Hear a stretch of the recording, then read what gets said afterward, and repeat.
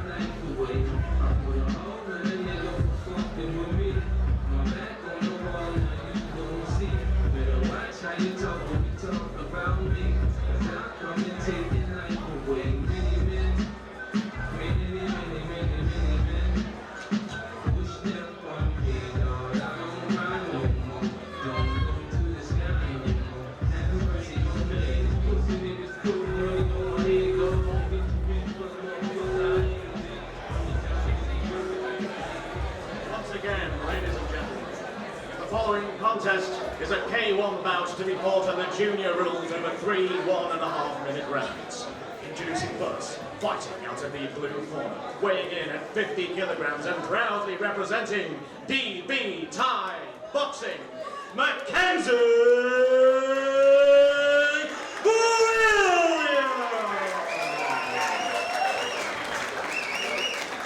and introducing his opponent, fighting out of the red corner, weighing in at 50 kilograms and proudly representing Red Dragon, Elliott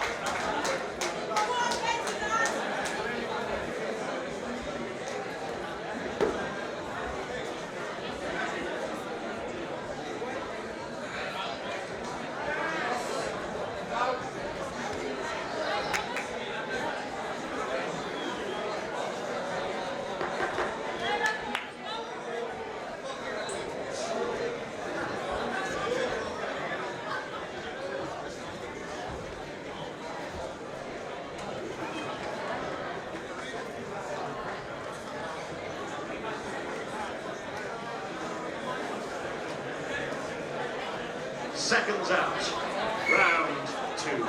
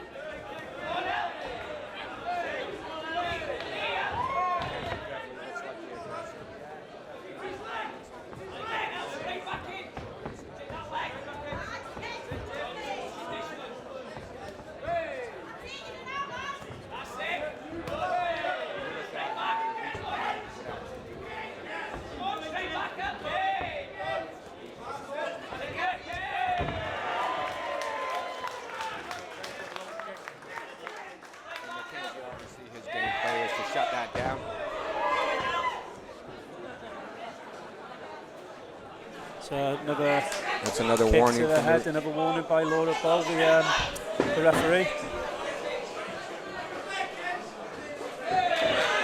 Nice Tait.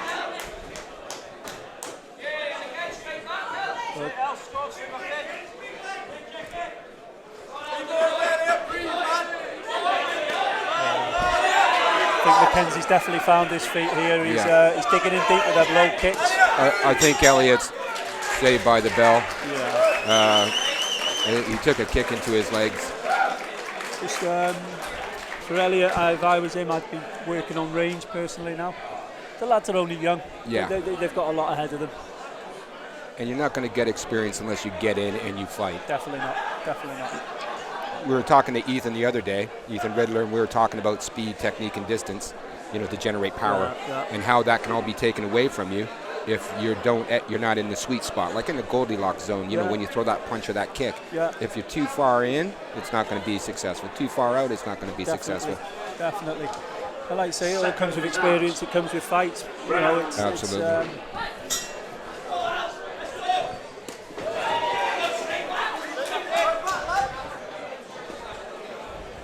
Yeah, if I was Elliott, I'd definitely be using that long-range kick, definitely. Front thrust kick. What do you call it, a teep? Teep, front kick, Okay. different things, front kick.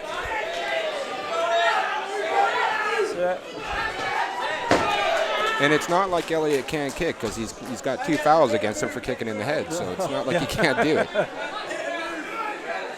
But it's just getting your range. Mackenzie's, like I say, Mackenzie's found his feet. He's solid. His guard nice and high. He's ready. Everything he's throwing is power. Nice, powerful shots. And it's making contact as well. Both fighting a very good fight, though. Very good. Elliott needs to just stay on him now, I'd say.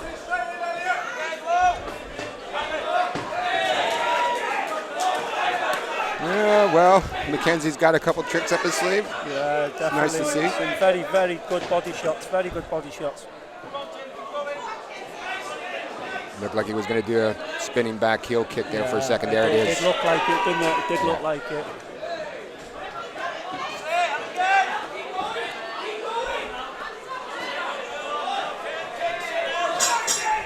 Very good round. Very good fight. It was a very, very good fight. I believe Mackenzie, that was a unanimous decision to Mackenzie, then I personally would say, but obviously it's down to the judges there. Yeah, Elliott looks exhausted. He's probably happy this is over, but he'll be back. Definitely. This is not his last. Ages, what are they, 12 and 13, yeah. Very, very good. Very, very good for their age. Just the beginning for these boys. Your dream has to start somewhere. Of course it does. Of course it does. And you don't get it just by dreaming. You've got to go out there and try and fulfill your dream. And that's what these boys have come in here, and great sportsmanship by the pair of them.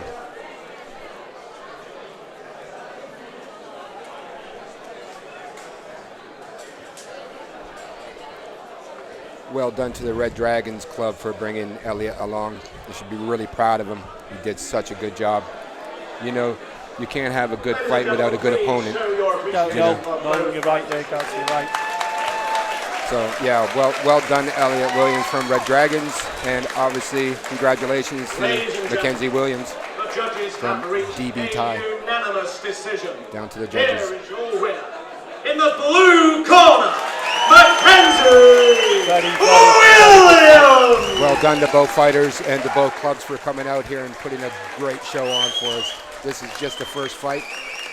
Can't wait to see what the rest are going to be like. For his opponent, Elliott Williams. Well done, Elliott. Well done. Well done. You got your trophy. Be proud.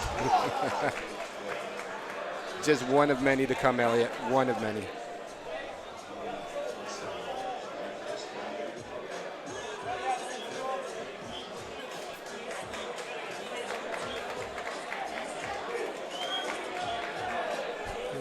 Next, we've got Sophia Bates from Mike Egan's and Jenson Williams. Yeah, Sophia. Red Dragon again. She has been next contest of the evening is a demonstration 38 fights, including all the interclub fights. She's 12 years old at the moment. She's been doing Thai boxing with Mike for 8 years. She's been with the same stable for the entire time. I remember when she was Jenson. a baby when she first started. I do remember. Yeah. She's come on leaps and bounds, solid, absolutely solid. It's good to see a young female fighter fighting at her level. I realise she's only young, she's only 12, but she's a very, very and she trains very hard. Good talent, very good talent. You know, I know maybe some people say, well, you know, I do Thai boxing, but I do it like once a week, you know. But that's not Sophia, you know. She's there, and I know she trains at home. She does a lot of road work, you know. Oh, this is Jenson Williams first come in there. Didn't realise that then.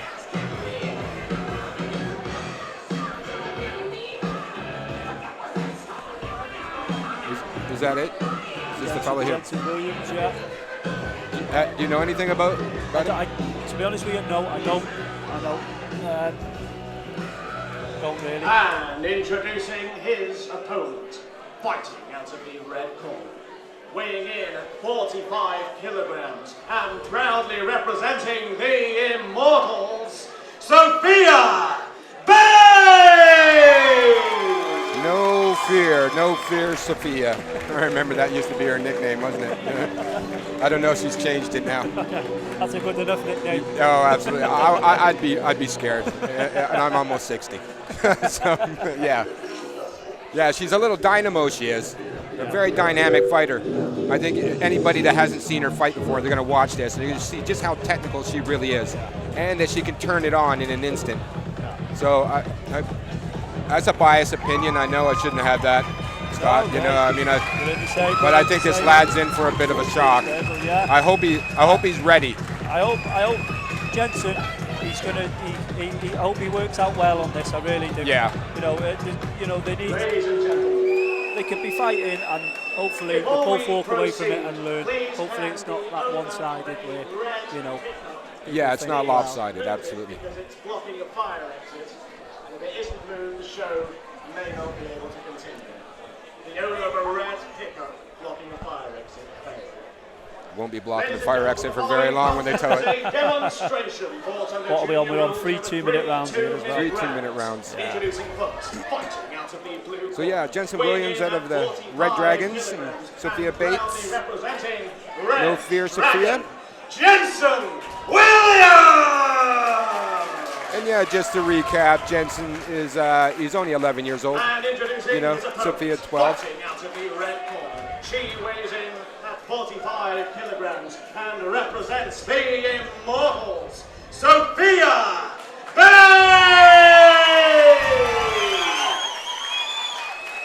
Sophia looks nice and relaxed. I'd say Jenson looks nice and relaxed also. Yeah, absolutely. You know.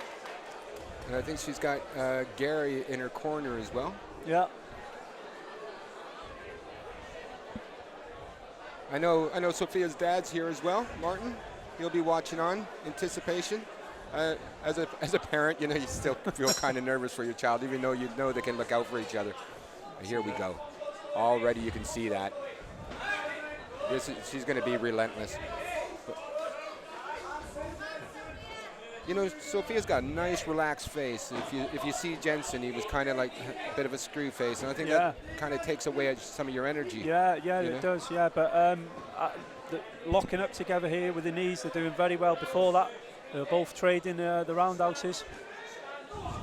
Jenson doesn't look too phased, which is very good to see. Yeah. Bit daunting fighting a girl as well. Well, it's going to be difficult. You've got a choice. Yeah. You either lose or you lose. A lot of pressure. No, but look, they're both. He's holding himself well. So is Sophia. Yeah. You know, they're not going into it. They're not going in like madmen, mad ladies. And what do we have here? The rules being no punching to the face? No punching, no kicking to the face. No headshots, basically. Okay. It's Thai boxing, just to the body and legs. No elbows. Which can still be quite devastating. Obviously. Kicks to the legs will always be devastating, you know, with or without pads. I think I saw her corner saying slow down a little bit, relax a little bit. Don't be so tense. Well, you know, 3 2-minute rounds. You know, you've got adults fighting 3 2-minute rounds, and they're easily getting gassed. Yeah, you can gas very, very fast. I don't know what's happened here with Jenson. Is he a little bit winded? Yeah, I think it might be over. I think he might have got a little bit winded there. Yeah, that's it.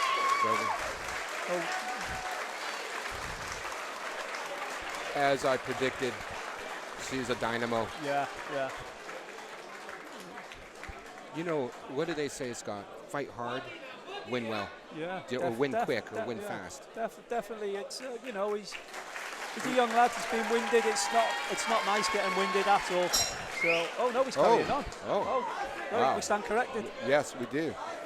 I thought that was waved off myself then. I really did. I thought we were looking over the corner and the ref was like that with the hands. Yeah. Oh, he's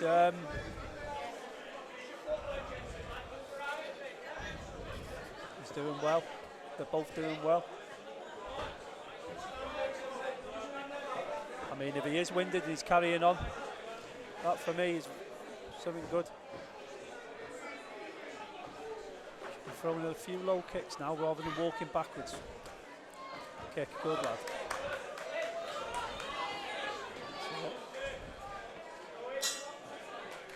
Oh. A little wrong for Sophia. So that was round 1. We're into round 2 now. Yeah.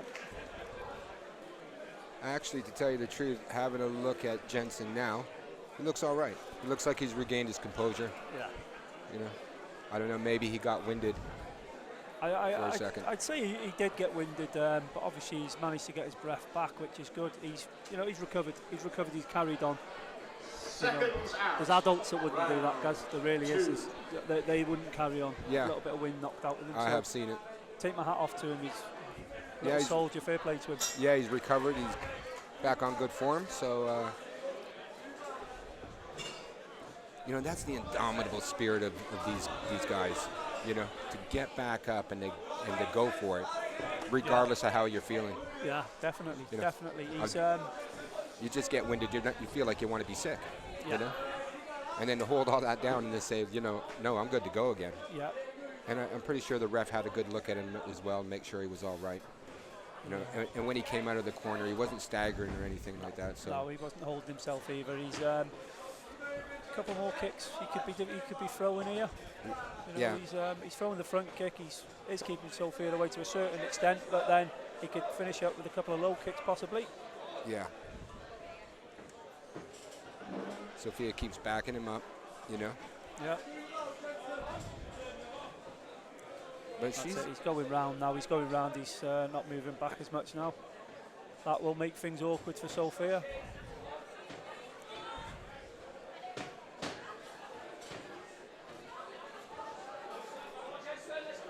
He seems to be kicking with his lead foot. I wonder, you know, his left foot. That being forward, you would have thought that the right foot would have been the more prominent one to kick, but I haven't really seen him use that. Yeah, well, you're right, mate. He, as you said that, he threw a right kick. It's always the way. But yeah. How are we for time now? I don't think we're nearly at the end of the round there, to be honest.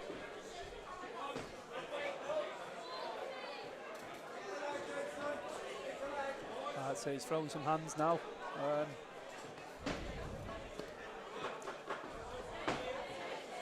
It must be so tiring. I mean, Scott, you've been in the ring yourself. You know when you throw a kick and it misses the opponent? Yeah. How much energy does it especially if you've got, if your opponent's switched on and your leg drops and he kicks it straight away, it's pulling it back. You've got to pull it back then. It takes something out of you.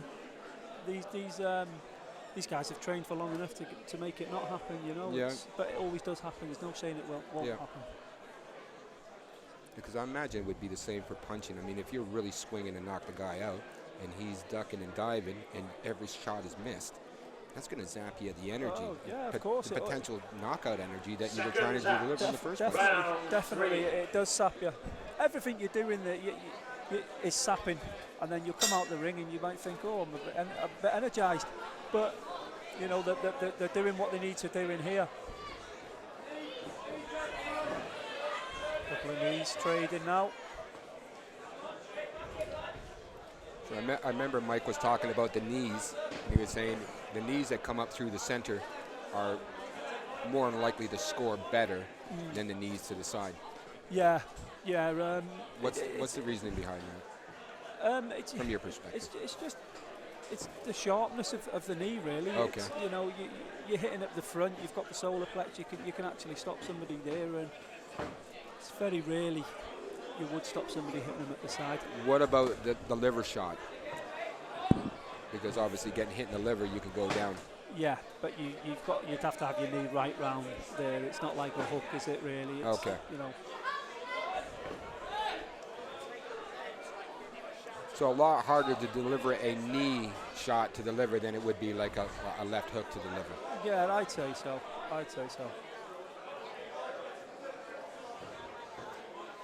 It's not long to go now. Sophia looks very composed. Yeah. And I'll give Elliott. Elliott's coming right back out at her.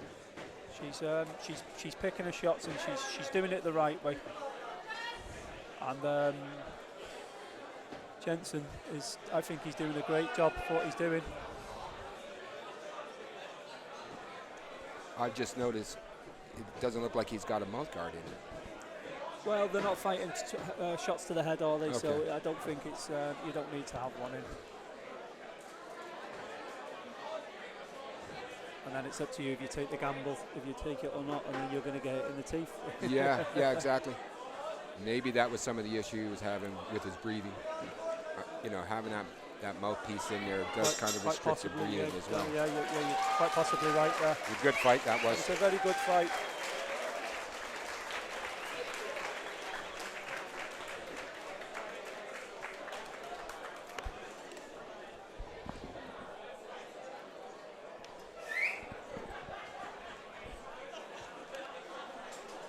Here we go. Ladies and gentlemen, Judge's a bright decision. future ahead of both of them. Give it up for Jenson Williams and Sophia Bay! Well done, both of these fighters. Put on a great show.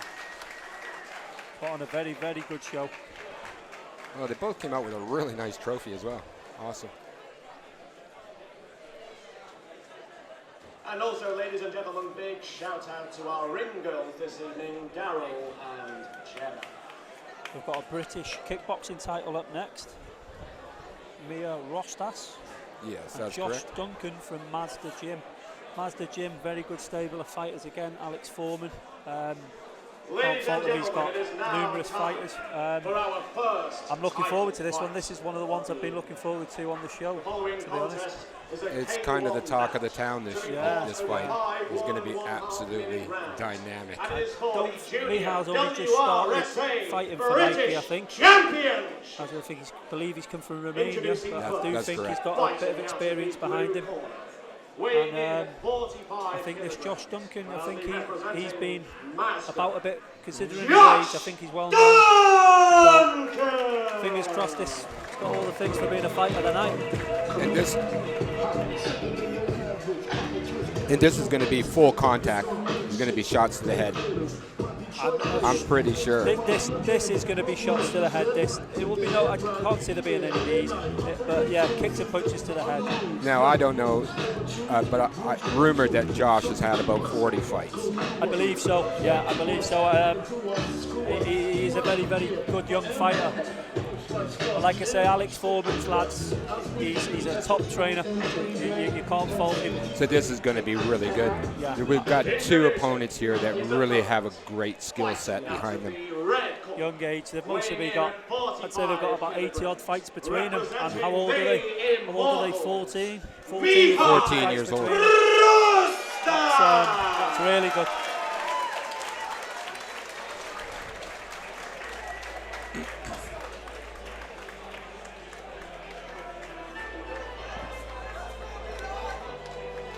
I will try and commentate through this fight if I'm not too taken aback by what's going on. I don't get too involved. I think we're going to get to see some exciting technique. We're going to see some exciting kicking as well.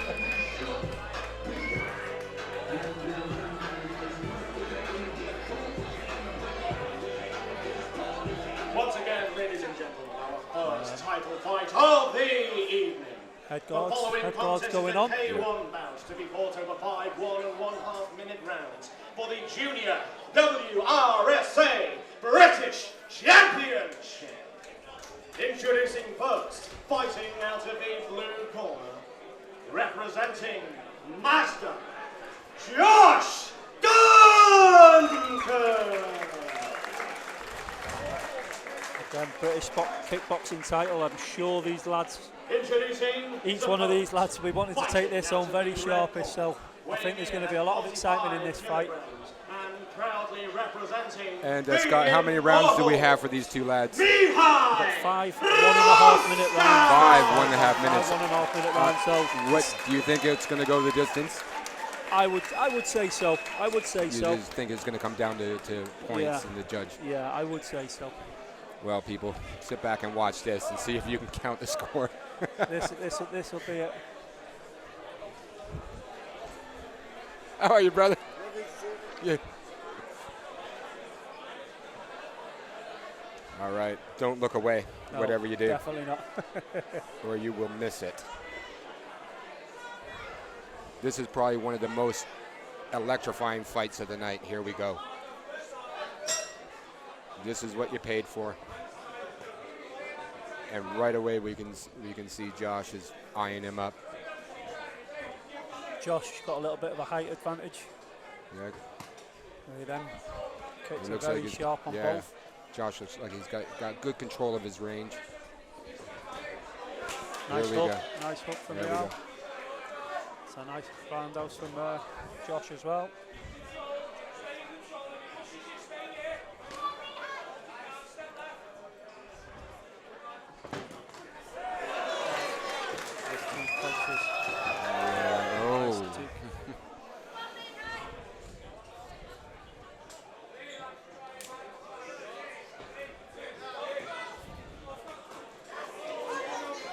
Josh has took the centre of the ring very well.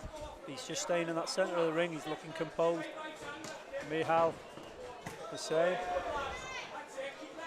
He's composed.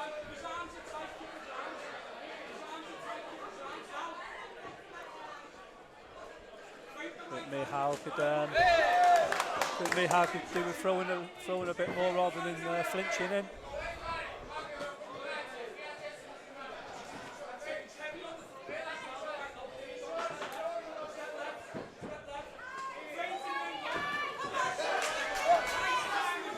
And that's 2 left uppercuts Josh has thrown now. Very good left uppercut. That was an amazing first round. Good composed round off the pair of them. They know what they're doing. They know it's a 5-round fight, and they're taking the time. They're taking the time. I'm sure these lads will work into it.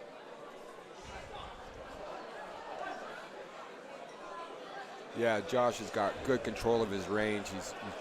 I mean, he picked Mihia off a good few times. Yeah. So he's scored. We're going to see what Mihia ends up doing this round. Yeah. Oh, they're very, very close round that first round. I don't know who they'll give that to. From my perspective, I'm not the judge, but it would have been Josh, just due to the fact that he was controlling the center of the ring. Yeah, yeah. And he did have Mihia up on, against the ropes a couple times. So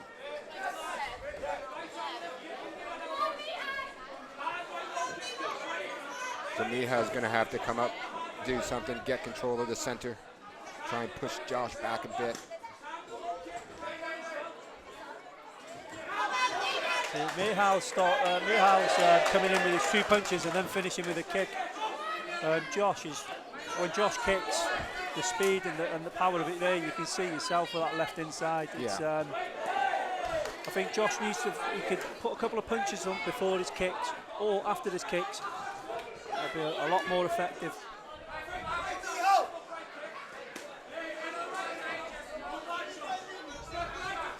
Yeah, right. I noticed that as well with Mihia. 2 punches, then a roundhouse kick. 2 punches, then a kick. It's the way to. That's it's basics, and it's a very good way to fight. Yeah.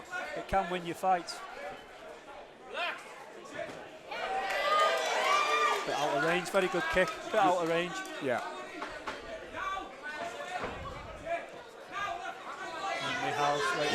That's a lot better. Ooh. It's a very good round. Very good round again.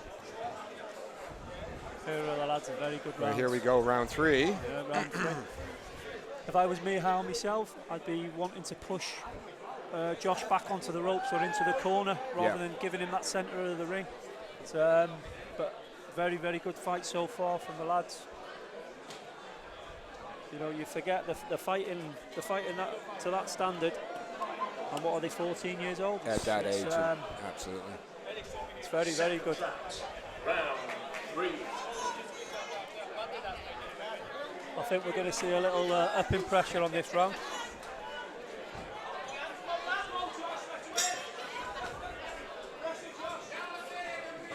Yeah, Josh on that lead leg, on that left leg he's got in front, he uses that really well.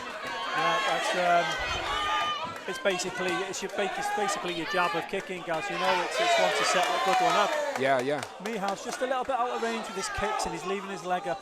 He needs to be coming forward. That's what he needs to be doing. Even if he's into the clinch with the knee after it, he needs to be coming forward. Yeah, he's got to break that range down. Josh has got complete control of the centre of that ring, and that is the best place to be and the worst place for Mihia.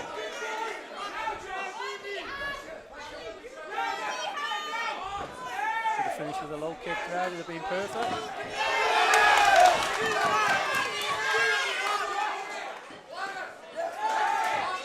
Josh is just constant pressure. He's doing really well. He's fighting a very, very clever fight here.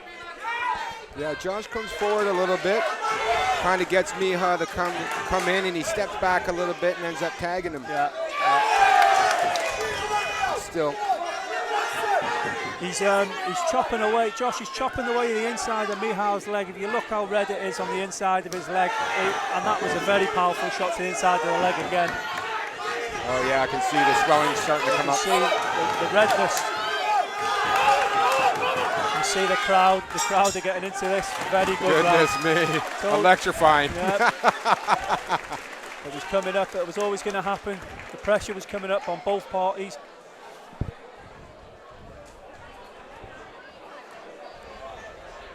Makes you want to get back in the ring again.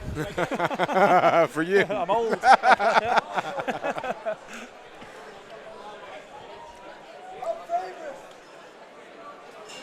For me, now, if I was Mike, I would be telling Mihia 2 rounds, pressure, constant pressure now. Clinch, pressure, clinch, pressure. Yeah. Personally, if it was me, that's what I'd be doing. I would not be giving Josh the centre of that ring for these last 2 rounds. Yeah, because if it's going to come down to points at the moment, it looks like it could go in Josh's favor. Yes, I totally agree. You know, they're both composed. They're both so composed. The high kicks that Josh is throwing, effortless. Mihia should be chopping at that leg now. Yeah. Right.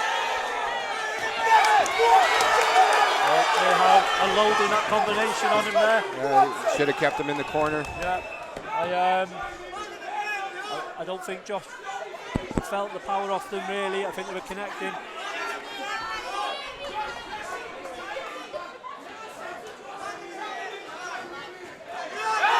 Mihia is starting to connect with them punches now.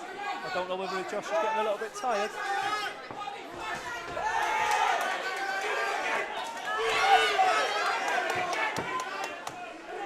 little bit more range, closer with Mihia, and them left hooks would be catching at the side of Josh's head. They really would. I think it's just down to range here. I think Josh is fighting it perfect. He's using his range. He knows he's a little bit taller. His punches, using them as range. Yeah. For me, like I said, I keep repeating it, Mihia needs to be stepping forward now or stepping round and bringing it in. Yeah. Giving your opponent that kind of distance when they got that kind of range and they're that spot on is just dangerous for you. Another good round as well. 4th round over. 4th round. 5th round coming. It's got to be decisive now from.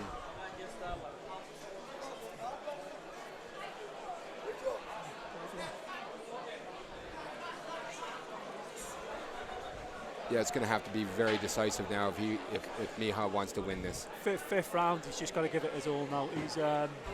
He really has. He's got to go out there now and step it up. Seconds out. Final round. Need a new gear for this round? 1st round, I wasn't too sure about. 2nd, 3rd, 4th, I'd definitely give to Josh. But like you say, it's down to the judges.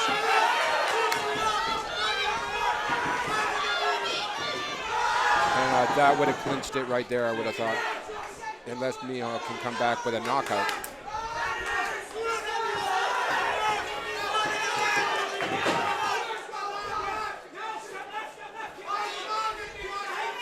I'll say one thing, they both look like they can go for another 5 or 6 rounds. they're not blowing. No, definitely not. The pressure's there.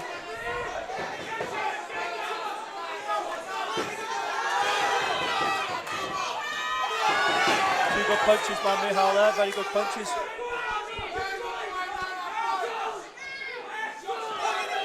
Nice jumping round out, unfortunately he's been put on the canvas.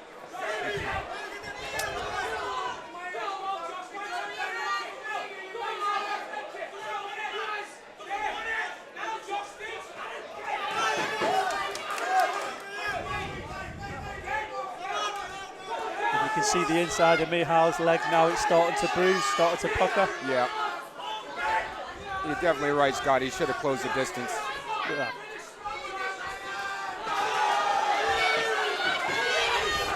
You know, with being the shorter guy as well, he really had to reach for Josh. Yeah. You know, swinging almost wildly instead of being inside and having some really nice punches coming through.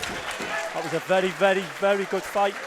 The two 14-year-old lads, experienced 14-year-old lads. They should both be happy with that performance. There was no winners or losers on that round. They're definitely ones to watch anyway. Yeah, up and coming. 2 explosive fighters. You never know what the future holds. They may be back. We may see them fight again.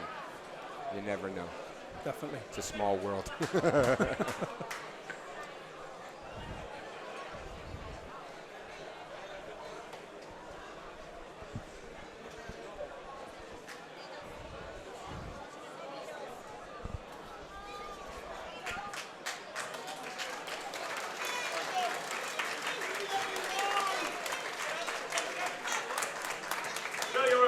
Once again, for both opponents, the first title fight of the evening.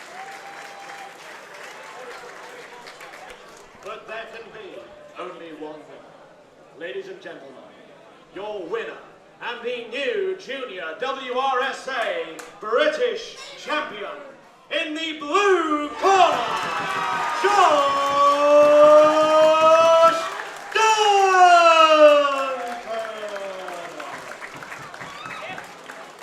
Very happy young man there, Josh. That'd be a nice little rematch. That'd be a nice rematch for that one. Yeah. A very, very good fight. Very one-sided fight, but that'd be a two lads rematch. That'd be a very good fight again. Yeah, absolutely. One I would. Great sportsmanship. That I love to see that. Absolutely amazing. Fighters in the gym, again, ladies and gentlemen, fighters in the ring, and then gentlemen after the fight. Junior WRSA Beautiful that. British Champion, Josh Duncan. Incredible. Absolutely phenomenal. Yep, very good, very good. Well, the other fight's got a lot to live up to now. Yeah, after seeing that. I did say it was going to be a good fight. Respect between gyms there. Yep, you've got everybody from both sides in there. Absolutely awesome. Well done, everyone. Josh Duncan and Mihia Rostas, ladies and gentlemen. Show your love and appreciation. Make some noise. Josh Duncan, Mihia Rostas.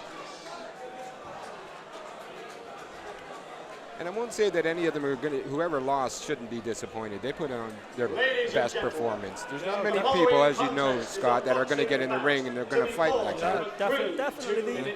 A loss is never nice. It's never nice, but as long as you know in your own head you've done everything that you needed to do, maybe you could have done a bit more. I don't know. But that's the Machin! I was going to say that's the genius in fighting. You know, if you lose, you don't always go and talk to your opponent and say, hey, you know, what do you think my mistake was? You know, I was catching you like this. This is how I was getting you. So you get a little bit more information back and you can utilize that later on. Yeah. You know, as long as your ego doesn't get in the way. Definitely. You know, go and talk to the other corner as well. Do you know what I mean? Have a quick word with them. You know, thank you for the fight. But again, try to get glean some information, you know, on how they think you lost. So who do we have here now? I don't know. I thought it was supposed to be Craig Wood and Sol De Silva, but I think that it's Ryan Machin. Machin?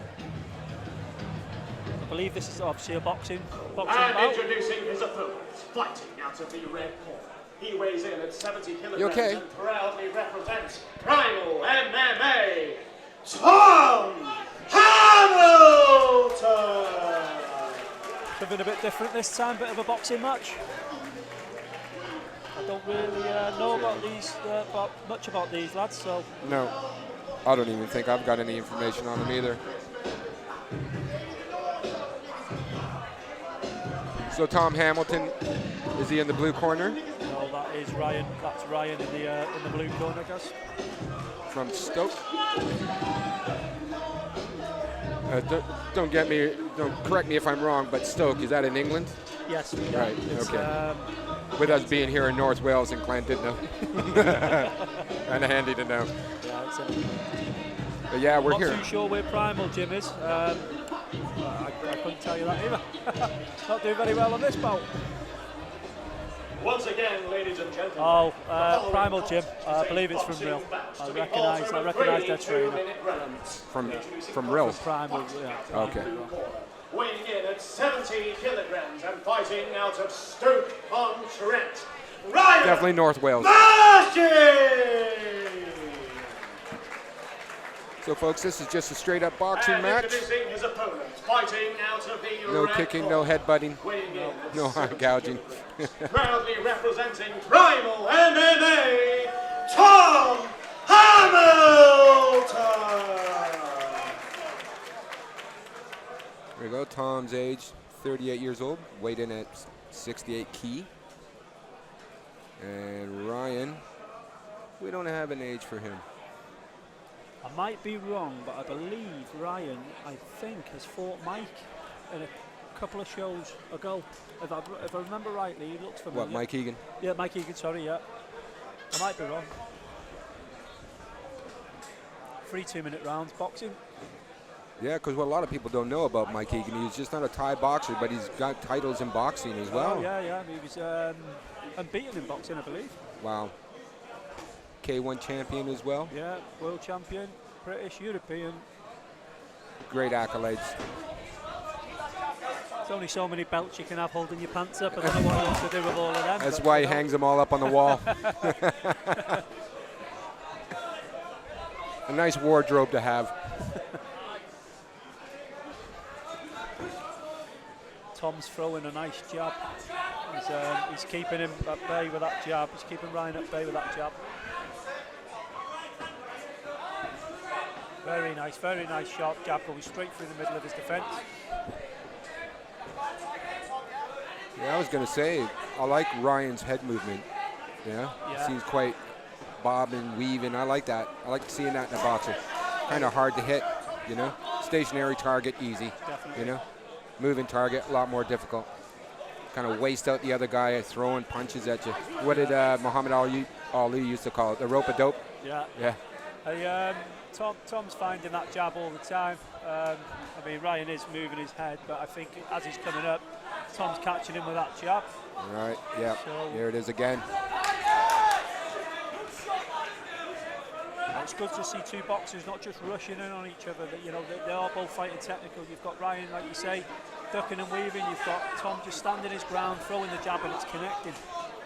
So let's see if he can do it for 3 rounds. And Ryan.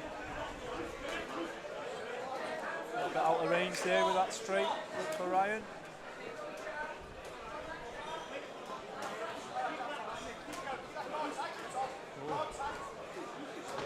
Nice head movement. Very good round, very good round. You know what I like when I see some boxers do and some don't, is, you know, that extending that hand out, sort of like as a range finder. Yeah. Do you know what I mean? Without punching it, but just putting it in the guy's face and, you know, trying to line up for your other shot. I don't know if we're going to see something on the replay, but yeah, coming from Ryan, where he just kind of sticks his hand out, we might not see it. There's some good jabs going on there. Seconds out. Round 2. No, they didn't show it. But yeah, would you say, Scott, that's kind of an important part of strategy as well? Is finding your range. Do you know what I mean? Oh, of course. In boxing, you've always got to find your range, haven't you? You know, otherwise your punches aren't 100% effective. Ryan seems like he's come out with a little bit more energy in this round. Tom just doesn't need to get carried away.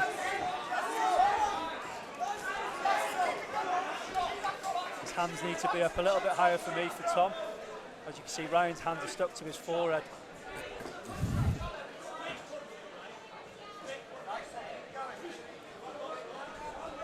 I think he's gassed a little bit, Tom. Do you think Tom needs to raise his hands up a little bit more? Yeah, definitely. I think one swooping overhand punch, he might be in trouble. Now, he should be throwing it. That's it. That's really good. Yeah, with Tom with his left jab, but you can see where he's open. His head's up a little bit high as well, yeah. I would have thought, exposing his jaw. That's it. You know, what's that? See? That's it. And that was it. Yeah. I thought it was coming. Okay, let's keep hands were a bit too far. Let's just keep an eye on Tom. It's over. And that's it, yeah, over. Well done. Good, the medics are in there. They're on it. It's just one of them things that happens. If your hands are up high, somebody will always find that over the top. And that's what happens. Unfortunately, it's never nice to see. No. It's never nice to see all fighters. But yeah, you could see with the hands being down, and even though the jab was going out, you got to tuck your chin down. You got to rotate your shoulder over. Hopefully, that's going to protect some of that. And you're not doing that, you're going to get clocked. Yeah, 100% agree, mate. He fought a really good round, first round. Stuck to his jab. His hands were up. Obviously, Ryan knew what he had to do in that second round. But he's up. He's all right. That's the important thing. Yep, medical staff are just checking him over now. He's looking stable. We'll see when he goes to have a little walk. And he's staggering a little bit still. Yeah. So one thing about, you know, trying to protect the fighters all the time is having a look at how their gait is when they're walking. Ladies and gentlemen, determine that they're still safe. 10 seconds into round 2. Your winner by knockout in the blue corner, Ryan Machin! Very, very, very good overhand punch. You know, I mean, if there was a lesson to learn from that, it was just what you were saying, Scott. Make sure your hands are up all the time. Yeah. I mean, you're in the ring fighting. Why you don't drop your hands, you know? I think we're going to see it here. I believe, was it a left punch, was it? Yeah. Over the top. Nice hook. Very nice hook. And to tell you the truth, it wasn't on the side that I thought he was going to get him. I thought he was going to catch him with a right. Well, yeah. See, it was right there. You can see it, but he's picked it. He's seen his right hand drop. He's took the opportunity. It's worked for him. Yeah. It was a good clean shot. Yeah, very, very. Yeah, and obviously really great to see the medical staff jumping right in there as well, making sure all the fighters are all looked after and everybody's well-being is looked after as well. Last thing we need is anybody getting seriously hurt.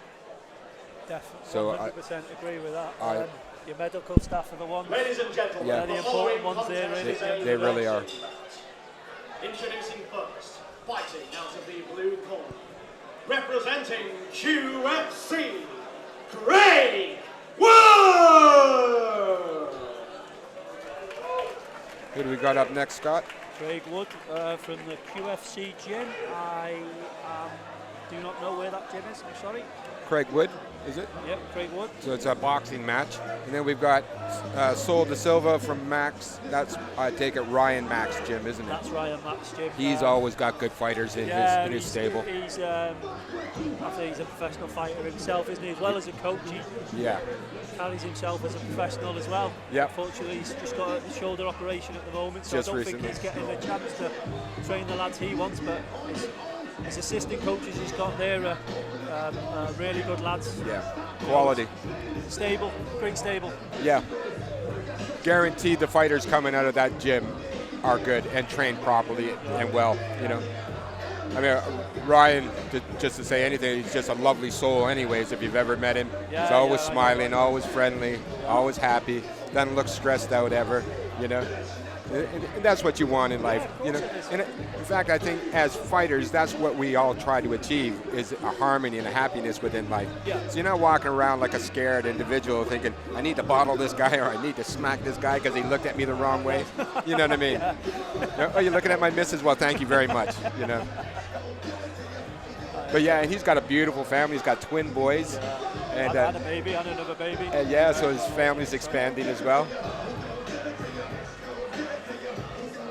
And it's great. I really love the community around here as well, from all the gyms. Yeah. Everybody's so respectful. Everybody, you know. And they're always helping each other out. You know, these some fighters from the different gyms are always going to other gyms, whether it be boxing or, you know, working kickboxing. Yeah. They're all happy to help.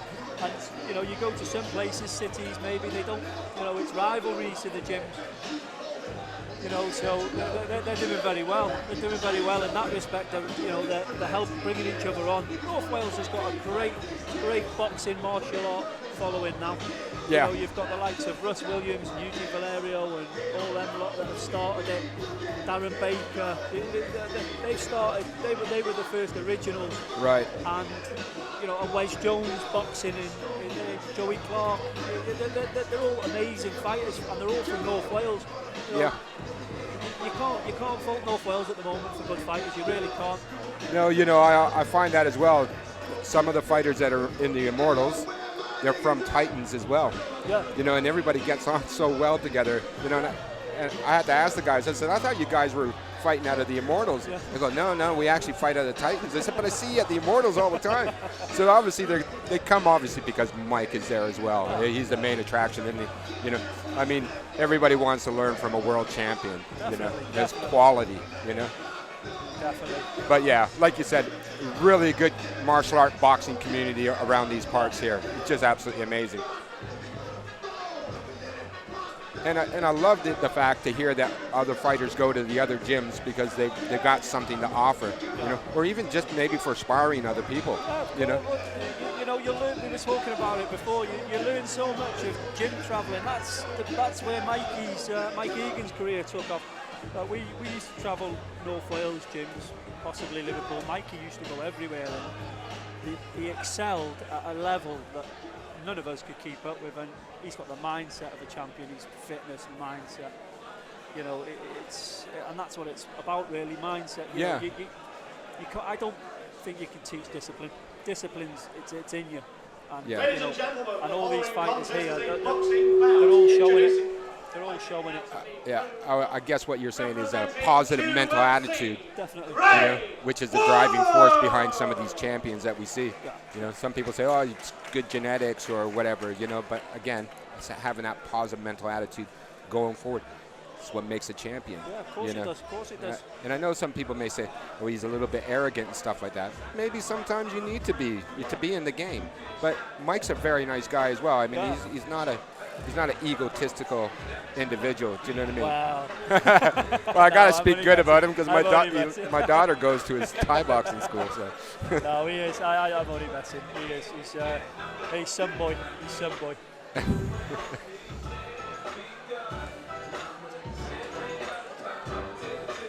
Then we got quite a lot of trophies still to get through. Yeah. Don't know what we're waiting for here. I think the lads aren't ready.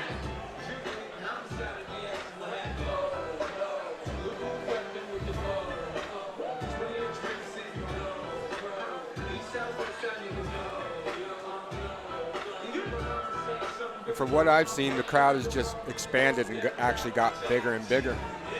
Yeah, that's everybody's starting to come away from the bar now, looking at the ring, which is a good sign. Not for me, my fine sir. It's water today. It may be beer tomorrow. I do apologise, ladies and gentlemen. We had a no-show. That was the best fight of the night. Okay, so that's what happened there. We had a no-show. Is a boxing bout to be fought over 3 two-minute rounds. Introducing first, weighing in at 82 kilograms, proudly representing Clandidno Karate, Joe Hughes! Now the next guy, this guy is fighting James Hardy.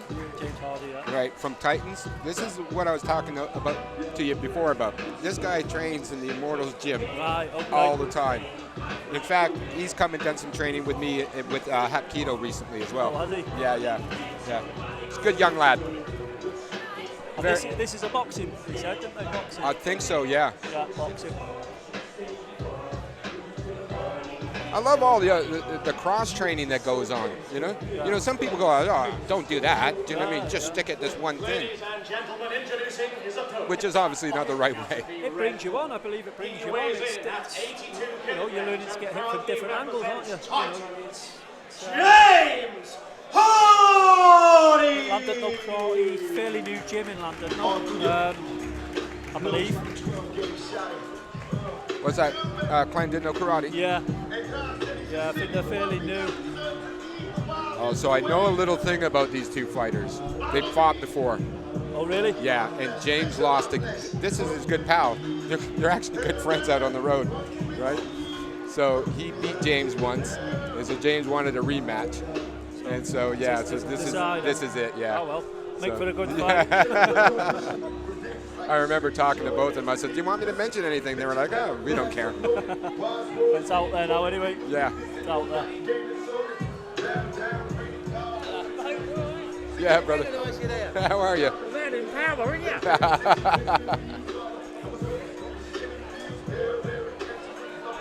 Once more, ladies and gentlemen, the following contest is a boxing bout to be fought over 3 two-minute rounds. Introducing first, fighting out of the blue corner. He weighs in at 82 kilograms and proudly represents Clandidno Karate, Joe Hughes! Well, like you say, guys, if this is a decider, yeah. I'm sure the lads are going to be keen to get involved. A bit of a grudge match. We love those.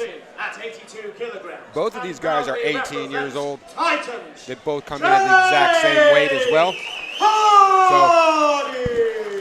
I mean, James has got something to prove tonight. Well, you know? Sounds like it.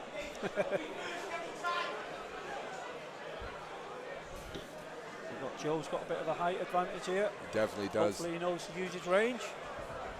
You know, funny thing about James, he's a Thai boxer as well. Oh, and, really? And during one of the sparring sessions, his right shin, he kind of shattered it a little bit, so you can see that bruise on his right shin. So maybe that's one of the reasons he's not actually doing a Thai boxing fight. James is getting involved. He's doing very well here. Yeah, James is coming from the Titan gym. Needs to get himself out the corner, off the rope. I mean, James psychologically has to do 2 fights, the physical one and the mental one. You know, here's a guy that beat me before. Well, I want to come back and I want to beat him. Yeah. Joe's a lot more composed. He's doing very well. They're both doing very well. He's got a greater chance of success having those long arms. Do you know what I mean? Yeah. But James is going to have to do something. Don't turn your back, James. Oh, he turned his back there, and he suffered out. for it. He's down. Out. He's struggling for the count. I don't think he's going to get up. That's it. Okay. The referee's called it. I think yeah, get the doc. It's a very good decision by the referee. Yeah. Sit him down. In the middle. Joe's looking a bit concerned in the corner. So we got the medical staff in now. They're going to have a good look at him, make sure everything's all right.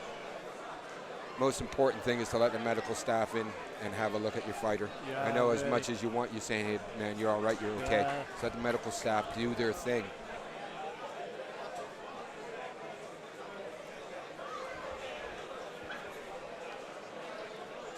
Well, it's a good thing they haven't picked him up or anything. They want to make sure he's absolutely a-okay first.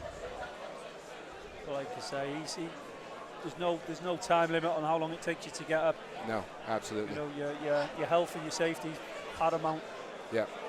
And fair dues to Joe, he's not celebrated or anything. He is now, but he held himself very well there. He showed a lot of respect.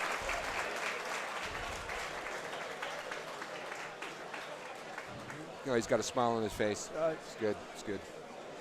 They're friends. Yeah. That's what friends do. Yeah. Maybe you'll be talking about it back at the gym. Yeah. A little bit of extra ammo for the wind-up. I wonder if there'll ever be a third fight between these two. Round one. Your winner by knockout in the blue corner, Joe Hughes.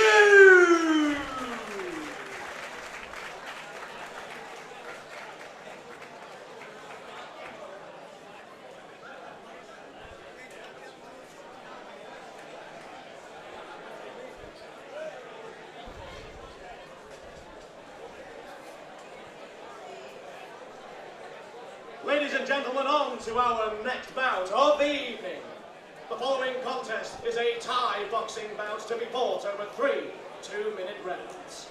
Introducing first, fighting out of the blue corner, weighing in at 65 kilograms and proudly representing Titans, Kyle Powell!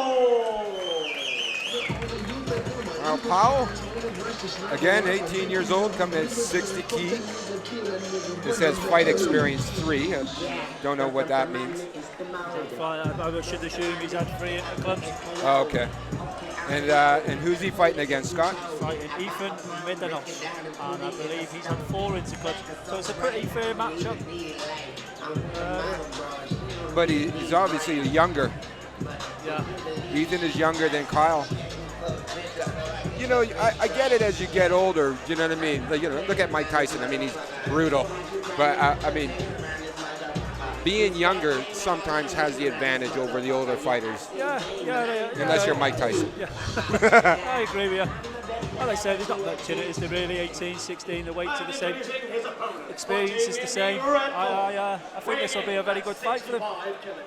He represents the Immortals and John Carter, his trainer. He's a very good trainer. He's good at what he does. Midland! From the Immortals, Yeah. Hammer. Is that another gym? Yeah. Hammer Gym. Again, not familiar with it. Yeah, me neither. But funny because when I'm looking at Kyle, I've seen Kyle. Obviously, he's with Titans. And that's John Carter, isn't it? Yes, John Carter's his coach, yeah. John Carter and Aaron Whitley, who's just been in the corner for Joe. Okay. Not Joe, for Ryan. All right. But I've also seen Kyle at the Immortals training. Well, yeah, like quite a lot. We've talked about it, you know, they like to mix it up a bit, which is good. They've mostly been sparred together numerous of times, but now they've got to get it on. They've got to see who's real winner of the sparring session. Yeah, inside the ring, animals. Do you know what I mean? Outside, gentlemen. That's how it should be.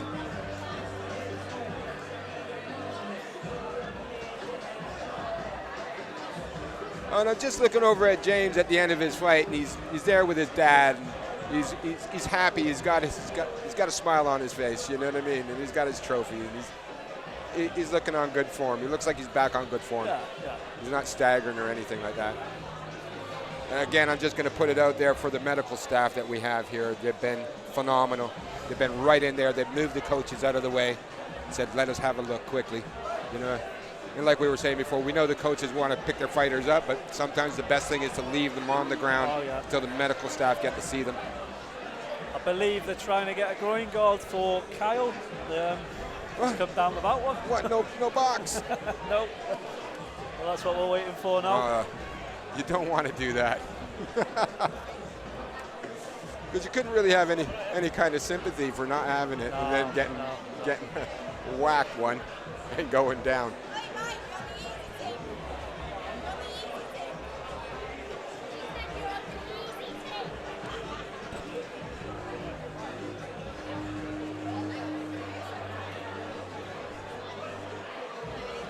It's good to see a crowd coming back into shows like this after the past few years. A nice local show. Yeah. Ryan Max put on a show recently, but it's nice to have one in London now. Absolutely. I'm sure they'll carry it on later on in the night. Yeah, the old Kung Flu really took it out of a lot of people, a lot of businesses, a lot of people suffered. I think we were talking before as well. Mentally, physically, emotionally as well. Yeah. People lost their businesses, their livelihoods. We were all locked down. And I was talking to my father-in-law on the way here. And I was saying, for a lot of the fighters, it seemed they put on a little bit of weight. Yeah. And I said, but it's understandable. They go to the gym to work and sort of get rid of any demons they might have. Yeah, and then when you're left alone on your own, and like you were saying before, it's all right training at home, but it's not the same. No. You get highly motivated by other individuals in the gym, don't you? Of course you do. It's all, you're getting challenged every day in the gym, aren't you? It's you need that challenge.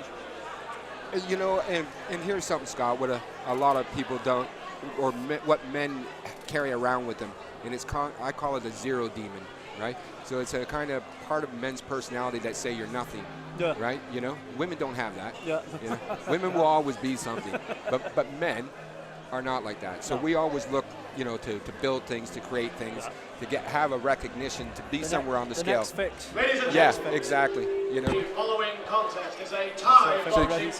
So I was just going to say, so you can imagine during the lockdown how that mentally affected those guys that would go to the gym and are fighters and needed that in their lives. And suddenly it was taken away. A lot of people rely on it. But like you were saying, it's good to see all these fighters coming back. We've got a packed auditorium today, with lots of inspirational fighters coming up and everybody that's getting back into it. So happy days. 65 kilograms and proudly representing the Immortals and Hammer. This is a 2-minute round time.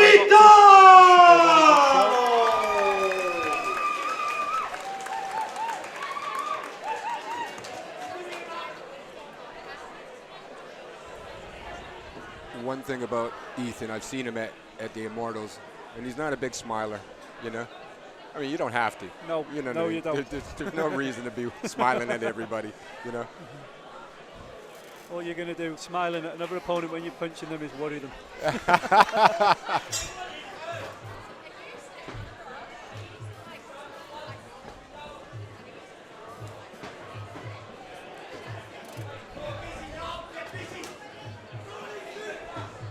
Kyle fighting southpaw. He's standing off well. Ethan's trying to look the busiest.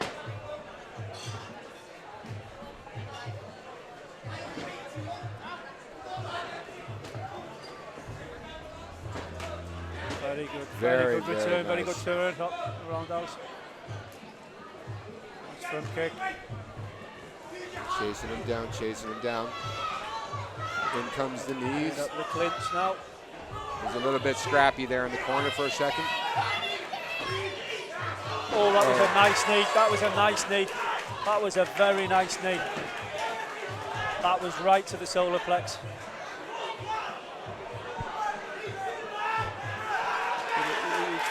Very, very good knee there. It's a different type of pain when you get hit with one of them knees. And that's what we were talking about before with the knees. The straight-in knees, much more effective than those knees out to the side. Yeah, he's come straight up. weird to say, come at the side with a knee, but it's come straight through and it's hit him in the centre. Oh, okay. He must have been on an out breath on that one, because it's that's really took it out of him.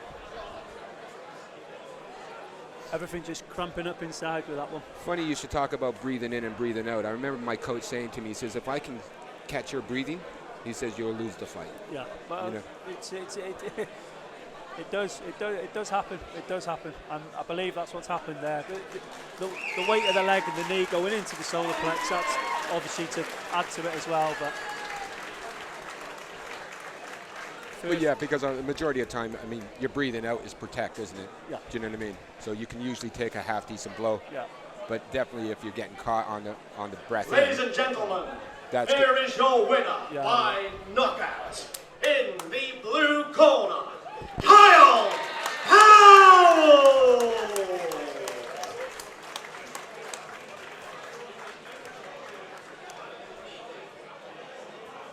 And show your appreciation for his opponent, Ethan Midanos.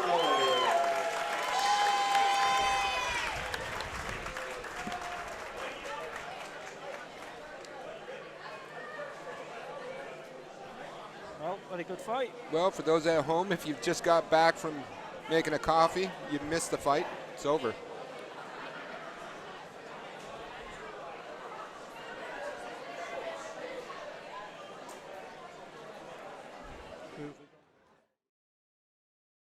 Contest Somyot Khunkao is a K1 bout to be fought over 3. Harvey Cooper from toe to toe Introducing is his opponent. Fighting out of the blue corner.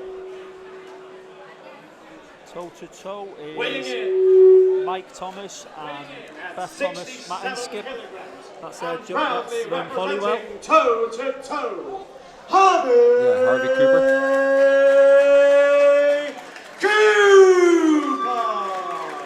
So he's 17 years old. He's coming in at 65 key. I think he's had, does it say how many fights he's had? No, it doesn't say that.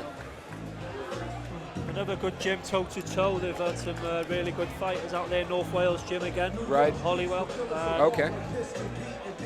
And then he's, yeah. Mike Thomas and all that. They first started training with Russ Williams, and then everybody branched off making their own gyms, and it's stuck that way.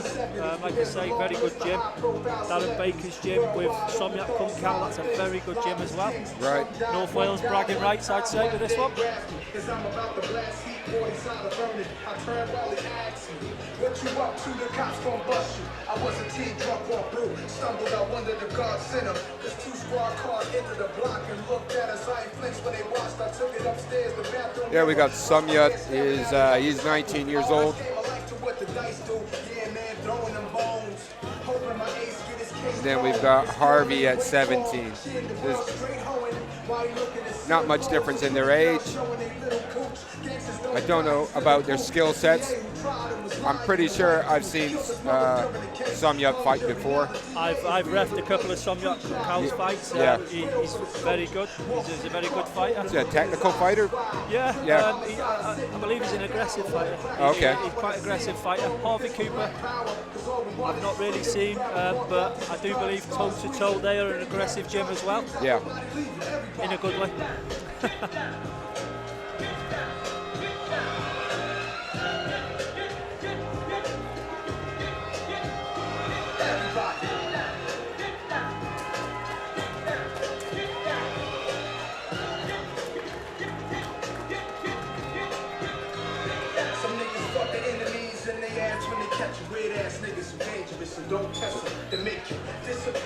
Here we come. The fighters are on their way now.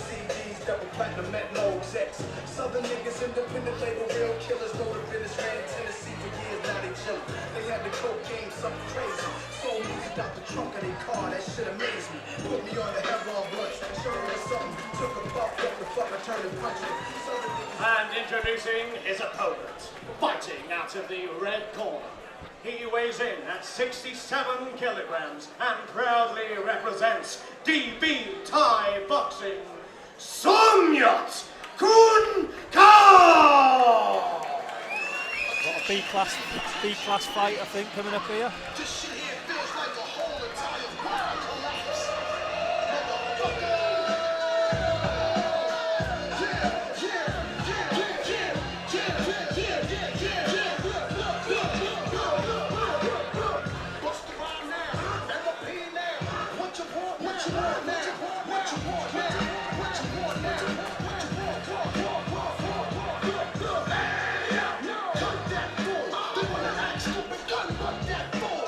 Somyot just getting into the ring now.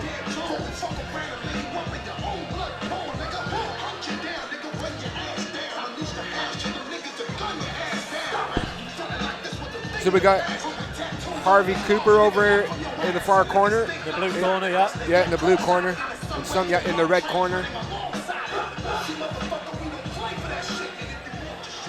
So this is going to be a very, very good fight. The following contest is a K1 bout to be fought over 3 2-minute rounds. Introducing first, fighting out of the blue corner. He weighs in at 67 kilograms and proudly represents toe-to-toe Harvey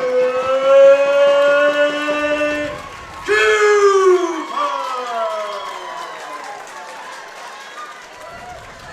And introducing his opponent, fighting out of the red corner. He weighs in at 67 kilograms and proudly represents DB Thai Boxing, Somyot Khunkao! Both lads look ready for this. I think this is going to be a cracking fight.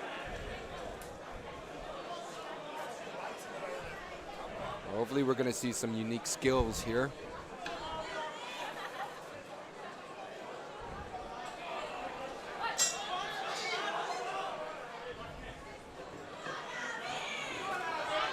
Different mindset with this, not having shin pads on. This is, you know, you're going to feel these kicks. So the lads are going to want to start thinking a bit. Goodness me.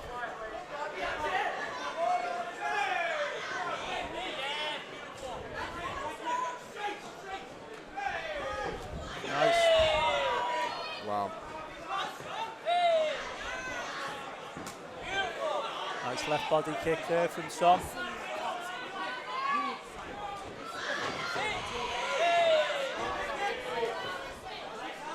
You know, Scott, is there any elbows in this? Or? No, this won't be an elbow fight. This is not A-class. So we got knees. Very, very good roundhouse by Harvey there. Kicks and punches, but no elbows. I would say no knees to the head as well on this one, guys.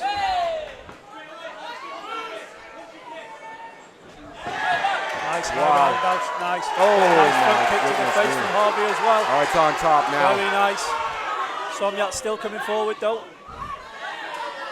Didn't seem to have phased him at all. Very nice low kick. Somyot could do with putting his hands up.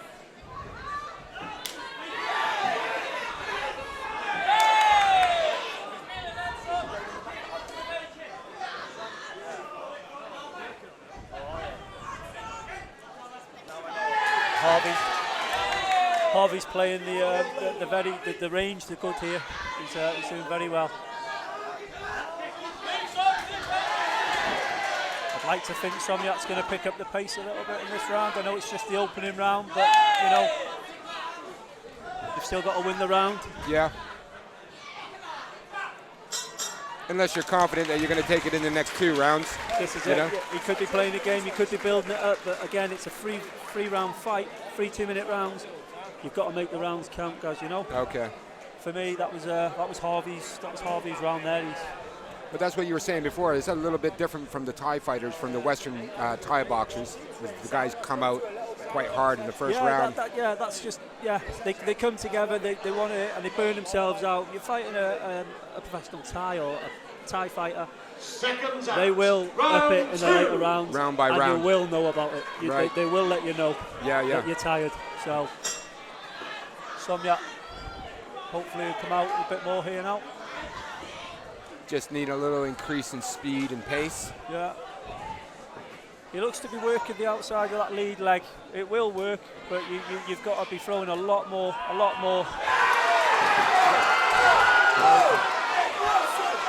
Showboating can either go one way or the other.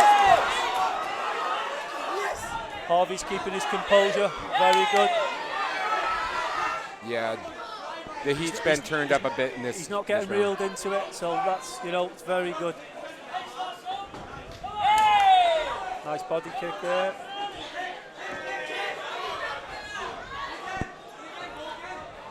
Somyot still bringing something to the game. Yeah.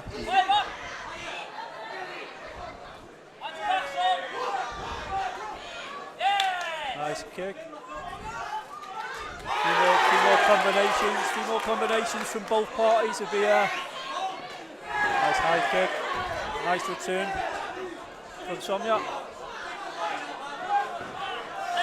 Nice check from Harvey. It's not quite the right range for those kicks from Somyot. Harvey throws a high right roundhouse. I believe he might hit Somyot. He just needs to pick it. Somyot's concentrating on the lower.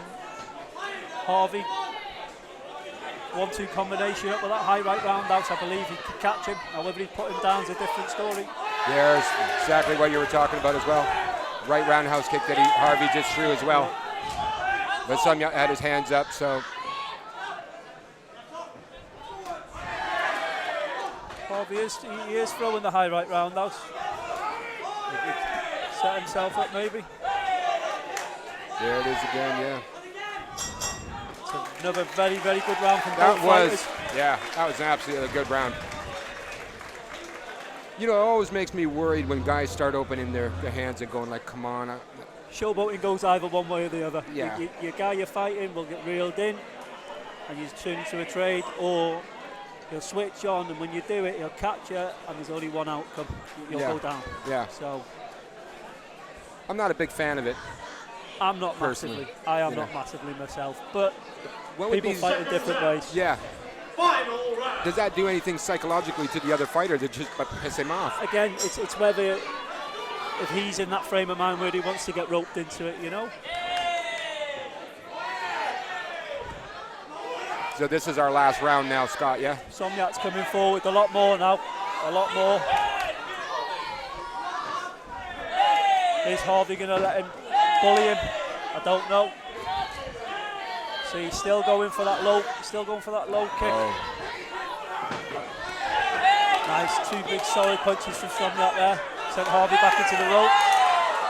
Wow, that was a nice front kick with a nice little side kick before he pulled out. Harvey's starting to come forward a lot more now. He needs to finish off with a low kick.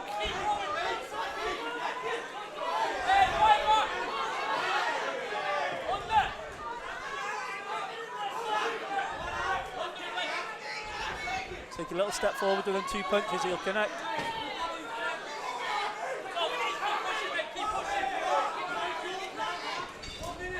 Nice.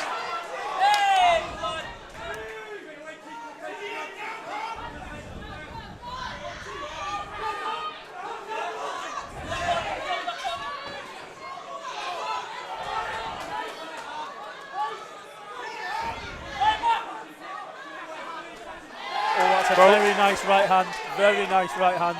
Yeah, both of these fighters are still in the fight. Oh, Somyot's hitting with a nice left hook.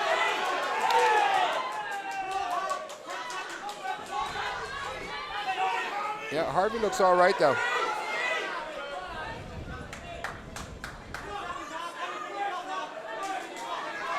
Somyot looking over to the corner. Last 10 seconds of this round now. Make it work.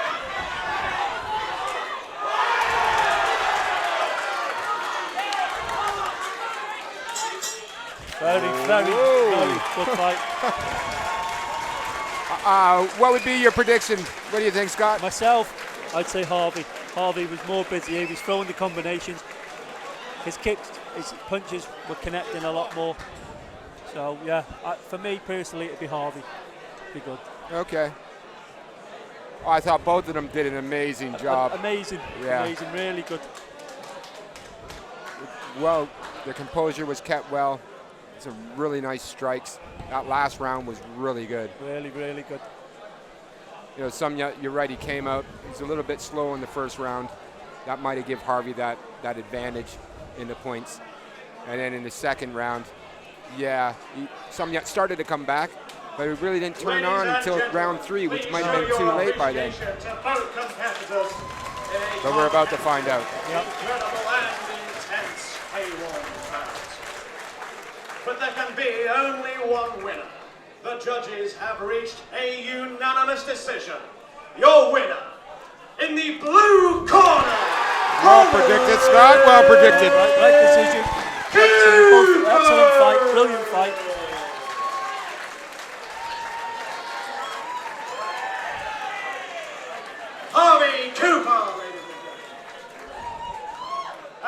show your appreciation for his opponent, Somyot Khunkao. Medical staff once again just checking him out, make sure he's okay, even though he wasn't knocked out. But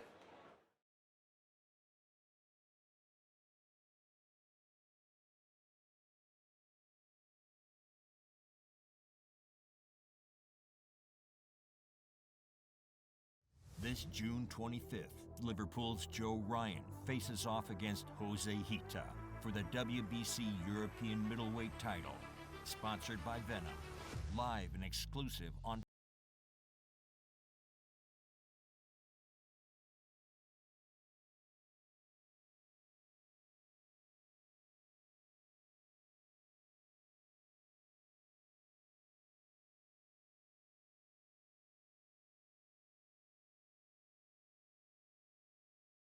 Bendon versus Carrillo, June 25th. Order now for $12.99. www.fightticket.co.uk or search the App Store. Only on pay-per-view. Fight Ticket. When we go live, the whole world is watching.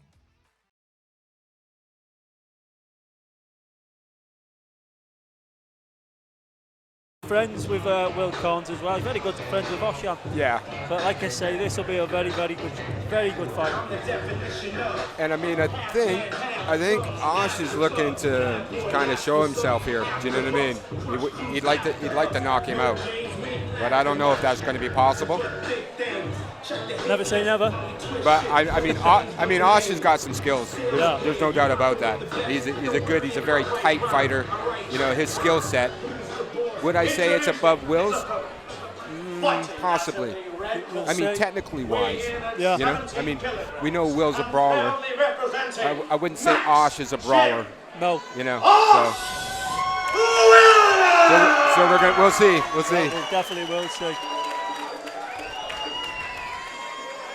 It looks like Will's put on a little bit of weight from the last time. It's the COVID belly. Seems to be going through all the fighters lately, Yeah, doesn't it? absolutely.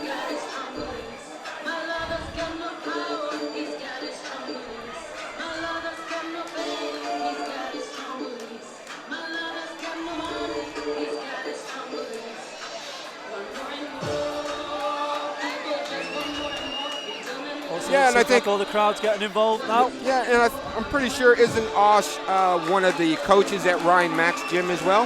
Yes. Yeah. You're right. I'm sure he does a bit of coaching in Mike Egan's gym as well.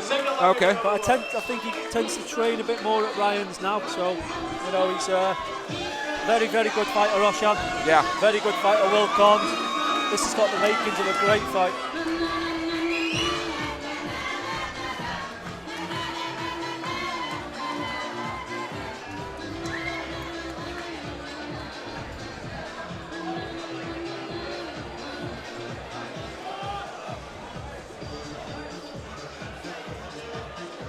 Once more, ladies and gentlemen, the following contest is a boxing bout to be fought over 3 two-minute rounds. Introducing first, fighting out of the blue corner. He weighs in at 70 kilograms and proudly represents WC Boxing, Will Can!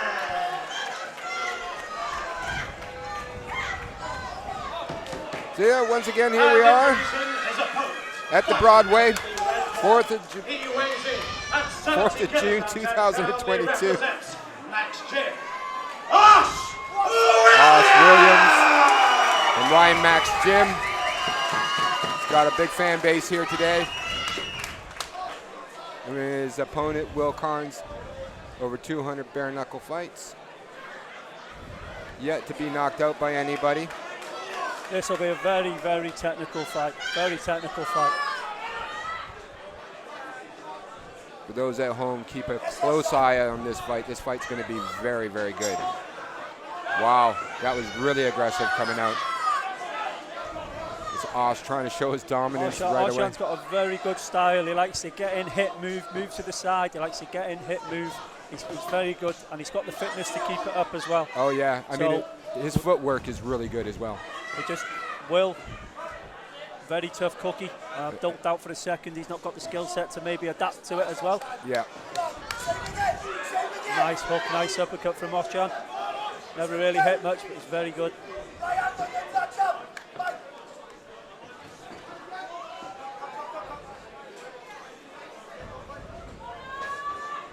There's a nice jab by Will there. Will's digging to the body. Osh, quick turnaround. Stamina is going to be the key in this fight as well. Who's the fitter? Yeah, definitely, definitely. Because, I mean, Will's showing some good shots, but let's hope he doesn't gas himself out too quickly. What do we got, 3 rounds here, Scott? 3 2-minute rounds. 3 2-minute rounds of this boxing, mate. Again, we see Will kind of just dropping his hands a little bit low. That's a little bit worrying. Got him back up.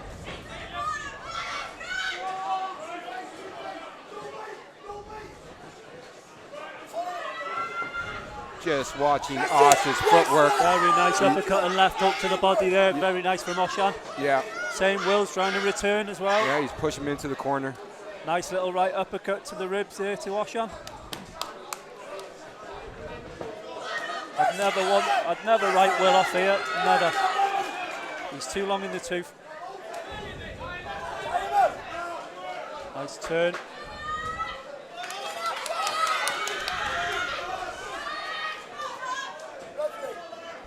Yeah, Will is slipping that jab coming off Osh, so. That was a very, very good round. I'm not going to call that one. Well, you know, you could see that Will was slipping that jab. You know, Osh was throwing the jab, and Will tended to be able to slip out of the way a couple times, you know.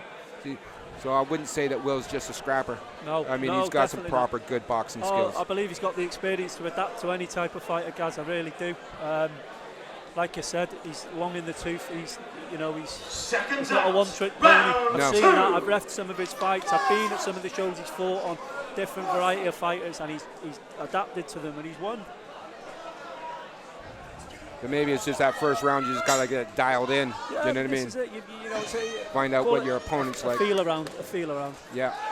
Like you say, Oshan's there. He's throwing combinations. The combinations he's throwing, the catching as well. Bit of holding from Oshan.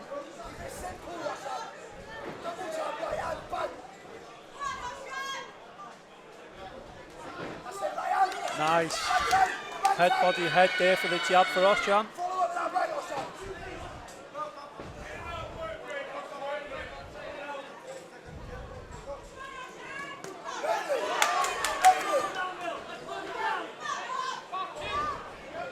I know it. Will's. Don't know if Will's getting a little bit tired now, but he's, he's just coming in and he's holding himself in front of Oshan. Oshan's still punching.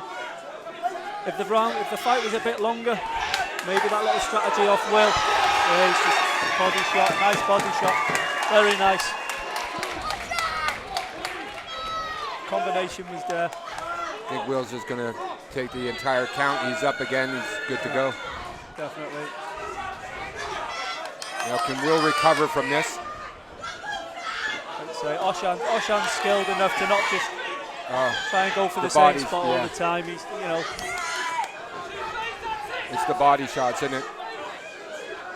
Will's tying up. His hands are tight to the head. It'd be very, to get into the head. He's going to have to. Oshan's up there, nice and tight. He's got himself nice and tight. There again. Okay, Oshan's there now. I think he knows.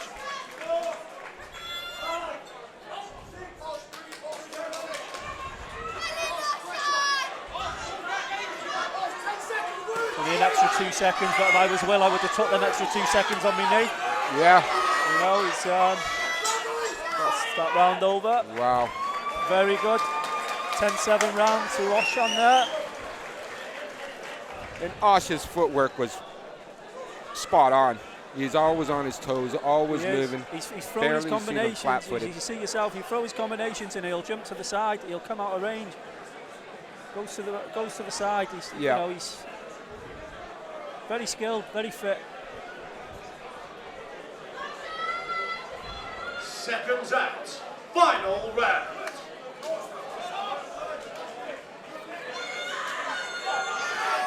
The crowd are involved in this one. They're getting closer and closer to the ring.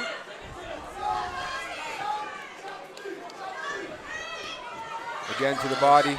Awesome. Put him down the last time. It's going to be another one. Now it's almost over now. I think Will's almost finished here.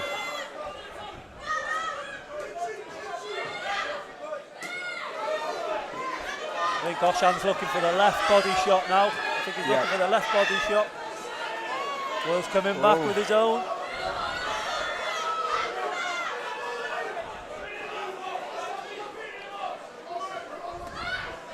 Keep trying to look round the referee. I forget I've got a monitor in front of me. This is what I was saying, you get too involved. Yeah. It's leaving that left side open again. I think there it is, left hook to the body.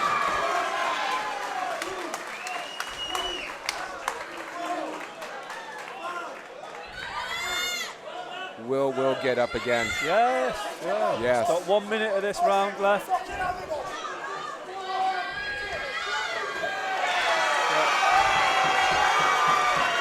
Yes, it was predicted by Osh. Osh had said to me he was going to knock him out, and that's exactly what he came, and that's exactly what he did. Very technical body shots there, mate. Yeah. You know, once your body's gone, it's very hard to recover. Yeah, he did say to me, Gary, he says, I know, that's what I'm saying now. That's what I'm saying. I told him about the prediction. Well done. Eh? Only that Osh had said to me at the beginning of the fight, he said, I'm going to knock him out. He said, never been knocked out. He says, I'm going to knock him out. He says, that's my prediction. So that's why he came over and said, I told you. That's why Wes was saying, I told you as well. Ladies and gentlemen, please show your appreciation. So well done, Osh.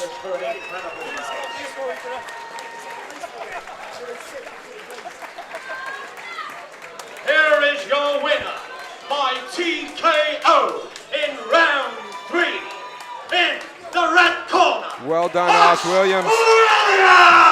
Well deserved, well predicted. Phenomenal. Well done. They'll be well happy. Ryan, Max, Jim, they'll be well happy. They've coached him very, very well. Look at that. There's Ryan Mack in there with Osh as well. Very, very happy. Well deserved. You put in the work, you get a result at the end of the night, and that's exactly what happened. The following contest is a K1 bout to be fought over 3 2-minute rounds.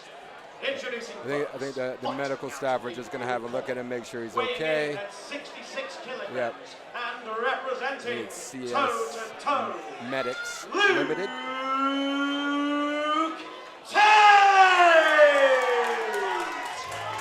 So yeah, everybody's congratulating Osh. Well done. I think we got Jake. You're going to come over and do some of the commentary with us. Yeah. I was just saying how Osh had predicted he was going to knock him out. Yeah. Nobody had ever knocked him out. Yeah. And that's what he was setting out to do. That is definitely a statement to me. That's a statement because he's a tough guy. He was, yeah. I mean, over 200 fights. Yeah. He fought Mike Egan. Bare knuckle boxer. Yeah. Yeah. And had never been knocked out. Never. And we got a TKO there. Definitely. You know, his work rate, I think, showed that it was far too much for him. Far too busy to the body. Bang. Yeah. Game over. I mean, Osh has always been sharp. Every time I see him in the gym, either when he's been sparring or coaching. He's very sharp. Very technical. Very sharp. And the thing with Osh is he's very clinical with his work. Very clinical. Yeah. So definitely props to Oshan. So yeah. Jake, I'll see you soon. It's been a pleasure, Gary. All right, buddy. Pleasure. You too, brother.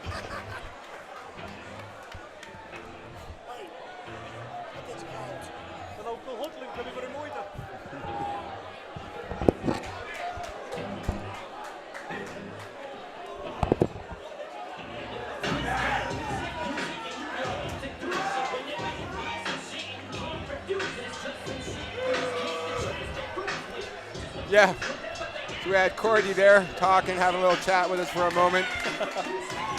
And It's time to get back. Scott's returned. Yeah.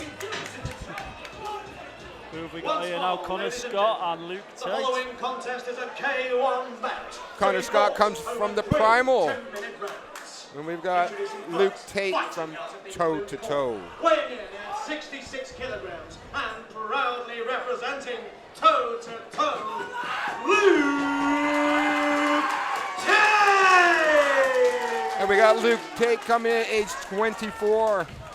And And introducing his opponent, fighting out of the red corner, weighing in at 66 kilograms and representing Primal, Connor Scott! yeah, and Connor's 19 years old.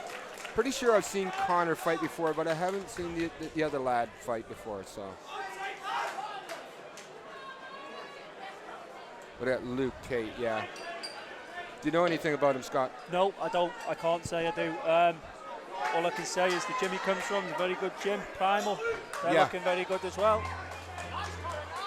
As you can see, Connor Scott's not messing around. Yeah, I've seen him fight. He's an intense fighter. Yeah. He's got a lot of enthusiasm. He's really energetic.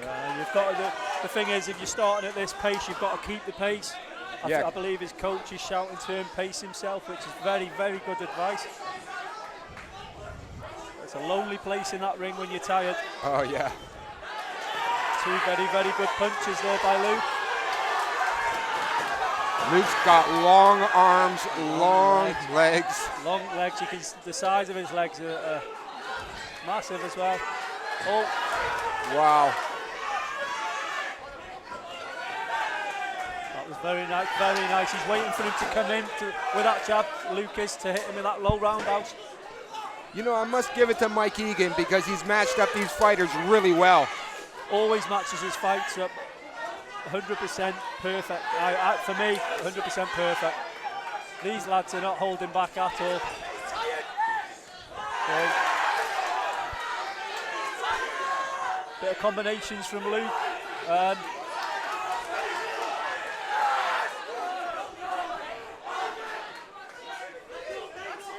He's Connor.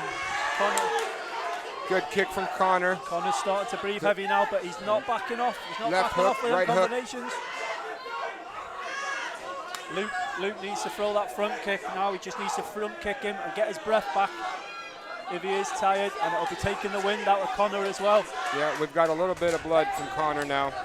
It's coming from his nose, so it's not a cut above his eye or anything like that. He needs to be working that range. He needs to be working that range. Nice. That was a very good round off the pair of them. Very good round, solid round. Explosive first round Yeah. that was.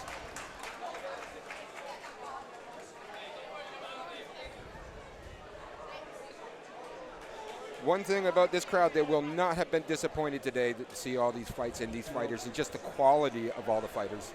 Hey, Just shows you they're coming up. The levels are going up on the list. It's a very good thing to see.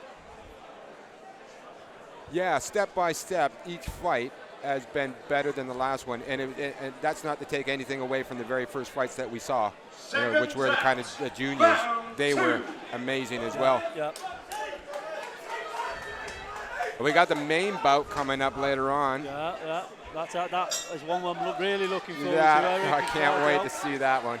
So, folks, stick around if you're on the pay-per-view. Because we got That some was a very explosive good fights coming. roundhouse to Connor's body. That was from Luke. He Yeah. needs to be throwing that front kick. He's giving Connor far too much range to offload them punches. Connor's having to really reach in, being the shorter guy. He should, yeah, that's it. Luke's starting to work the leg now, which he should do if you've got somebody that's throwing so many punches. But at the same time, he needs to be throwing that front kick to keep him away, set him up for the low kick, front kick, low kick, and then finish off with a few punches. I mean, if I was Luke, I'd be trying to push him off with the kick. Exactly, You know what I mean? that's what I mean, yeah, front kick. Yeah. You know, every fighter's got their own advantage. They bring something to the table. You know, one might be a better puncher, one might be a better kicker, I think Connor's maybe struggling to breathe through his nose now. He's slowed down a bit, which Luke might be able to switch on and start throwing a few kicks. I don't know. He's got to come out of the corner, push, and that's exactly what he's done. He's coming in with his hands down, though. See, oh, that's very close. Oh, and he staggered Luke for a second. Luke's coming. It's turned into a trade-off with punches. It really has. You're kicking them legs. Connor's in there again. Luke's got nice a good front kick. Nice front kick. Connor has to dig deep now. Right back at him. Nice knee from Connor. Oh, there's a bit of blood there, but it's only from the nose, nothing major. Oh, nice uppercut from Luke. Nice uppercut. That's it. Again from Connor. He's putting the combinations together. Very good round again. Yes. Very good round. So watching Connor come back, staggering a little bit to the corner. I would just be watching his feet now. Yeah, it's his breathing. Make sure that he's all right.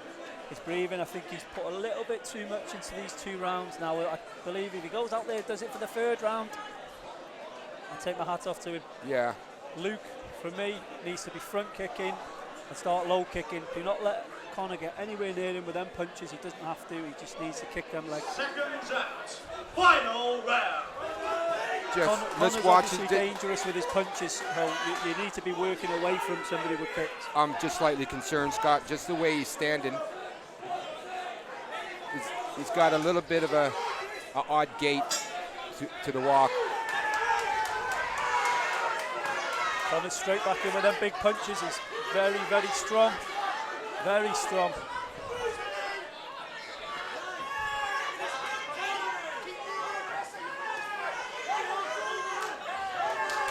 Very, very strong boy.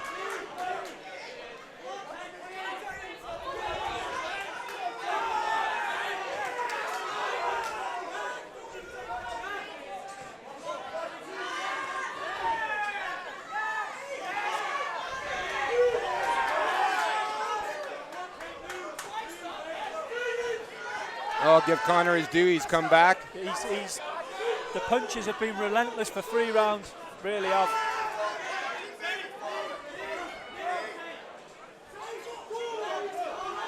Luke throwing them. Luke needs to be throwing some kicks.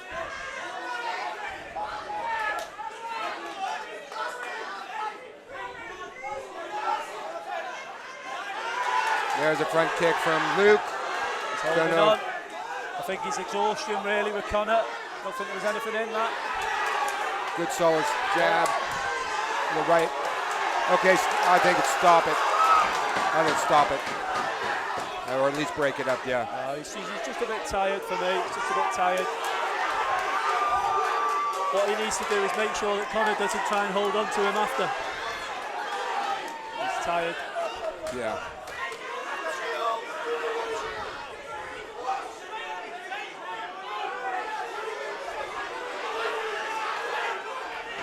Whoa. Nice that was devastating. Oh, no. Nice. Connor's come right back at him, though. Yep. It's the last 20 seconds of the fight. Oh. That's it. Luke's relentless now. Connor's got to come out of there, push hard. Well done, everyone. Good. Very good. That was a good fight. Very, very good fight. Intense. Well, I think that's his mum slapping his legs. Good. Well done, everyone.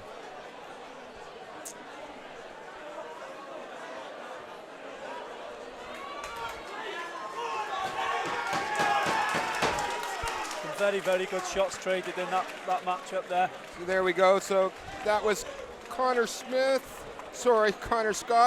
and Luke Tait. What an amazing scrap that was. Both of those lads should be very, very proud of that.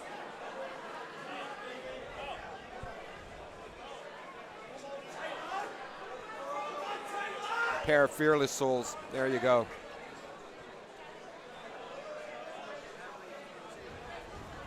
Who have you got for this one? Our next round is Dan Mont Steven. Is it? Sorry, the result. Who do you think? Oh, for these, I think it's going to be I think it's going to be Here Mike. is your winner. Luke, I think. In the blue corner. Yeah. It was unfortunate. But, I mean, Luke did show a couple times that he'd staggered Connor. Yeah, maybe the third round, maybe they had it down as a draw, the first one each on the first and the second. The third round let him down with the exhaustion. That's what happens when you give that much in the first early rounds. Yeah. You know, you've got to pace yourself. It's 3 2-minute rounds. I know it's one of them, you've got to pace yourself. I believe the judges must have had that around the piece. Third round, took to Luke because he took over because of exhaustion. That's what I can put that down to. A very, very good fight. Yeah, I mean, and they're hard to judge when they're both going at it and they're both putting in their best effort. Yeah. You know, it really has to come down to the judges turning around saying, okay, so how are we going to judge that now? Yeah. You know, both of them put up a good fight.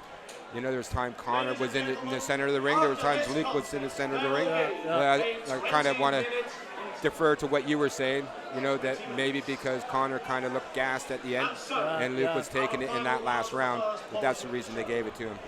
But that we're not the judges. No, that's it. These are just personal opinions. Absolutely, yeah. 2-minute rounds. Introducing first, fighting out of the And once again, we've got the medical staff checking out the fighters. Undisputed, Kamil Kowalski. So it's not Dan Mont Steven. To swap this one round. Undisputed from Wrexham, Kowalski. First is Daniel Pritchard from Max Gym. So boxing match. So we've got a boxing match on our hands. Boxing match. I don't know if I've ever seen Daniel Pritchard fight. Trying to think. I haven't seen him fight yet. And Kowalski, what about this guy from Undisputed sure Wrexham? I've heard. I know of the gym, the Undisputed gym in Wrexham. Good gym again. Good gym. The fighter, I'm not too familiar with. But I know his counterpart, Karol, these are the Polish. They've got a massive following with the Polish. Oh, is he Polish? Yeah. These have got a massive following. Big unit, lads. I do remember this guy. They sing, they chant, they clap their hands. It's the real deal. Did he not fight at Venue Cymru? Yeah. Yes. And they were all in the back. And I think I was saying to whoever I was doing the commentary with, I wish I knew what they were saying. I was reffing. You were, that's right, yeah. And I was like, I wonder what they're saying. And then I realized they were just chanting his name. Chanting, clapping, twitchy bum. Now here representing Max Gym, Here we go. Daniel Pritchard. 100 kilograms these lads. I'm 100 kilograms myself, but not that shape.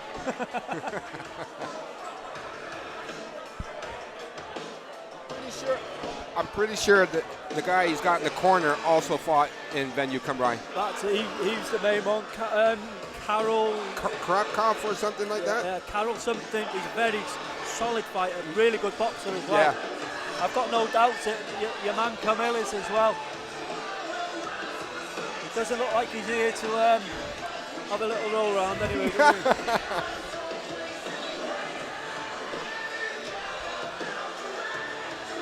Fuck it. Swearing, but he looks intimidating just standing there. Yeah. I'd be like that. Am I actually getting in the ring with that guy?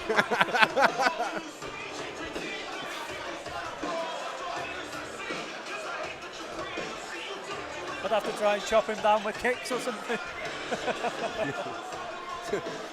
Always bring a gun.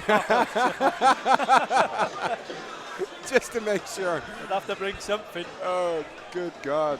Once again, ladies and gentlemen, the final fight of the first half of the show will be a heavyweight boxing match to be fought over 3 2-minute rounds. Introducing first, fighting out of the blue corner, he proudly represents Undisputed Kamil Kowalski.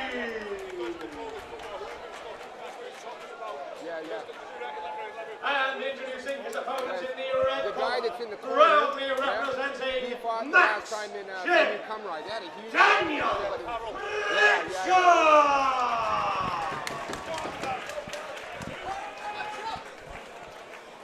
Well, this is the heaviest fight of the night. It's like two bulls. This is it.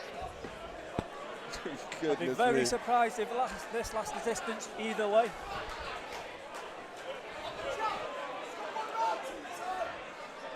Kamil looks like he's going to come in. Hey, he looks like he's ready just to storm the place and knock everything over. But that's not to take away anything that we don't know what the fighter from Ryan Mack's gym is like. You know, and obviously Ryan's not going to put him in there if he didn't think he could handle himself. No, definitely not. Right, like you say, Ryan's a professional when it comes to matching as well. Nearly says mismatching then. Yeah. No, matching. Yeah. And he knows what he's doing as well. So. Yeah, I mean Ryan's put on his own shows as well, so you're right. He knows his stuff. And I think we're just waiting for some tape around the gloves. Stop the laces opening in mid-match.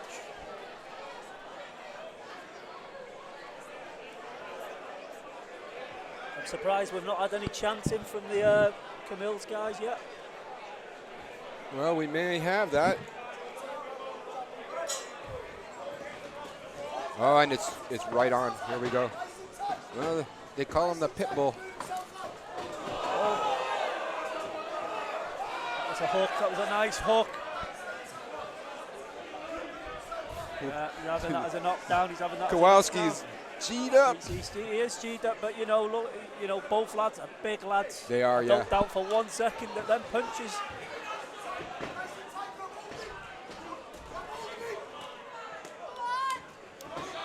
Just need maybe hold, like Ryan's saying, hold on. Maybe let Kamil weird himself out a little bit. He might weird himself out. He could then well again, do. He might be fit. Yeah. You don't know. That all depend on just how good Kowalski's shape is, his stamina. At the end of the day, this is going to be about heart.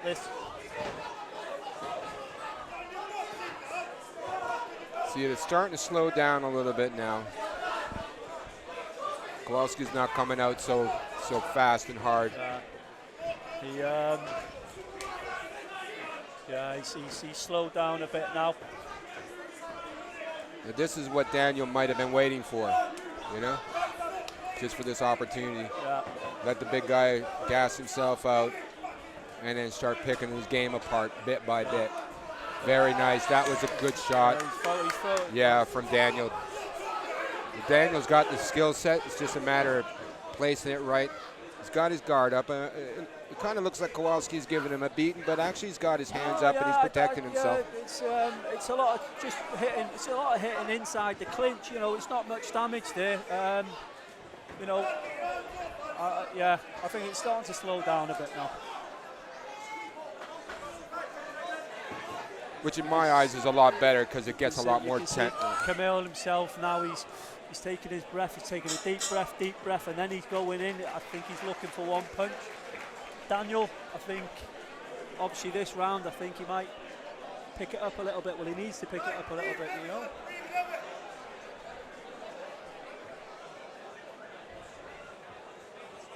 Sticking to your game plan, I mean, your man in one corner is kind of swinging a little bit wild. Yeah. Your man over in Ryan's corner, right, has got a nice good jab. Yeah. Working on that, because if it goes to distance, it's going to go to points, isn't it? Do you know what I mean?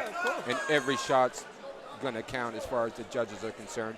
So you can see Kamil's taking deep breaths here now. If I was Daniel, I'd be jabbing for distance, jabbing at distance, jab, and keep moving round, move back, move round, and then maybe pick a shot. Okay, that's it now, just a bit of movement. See, one big punch, that's... I was just having a look when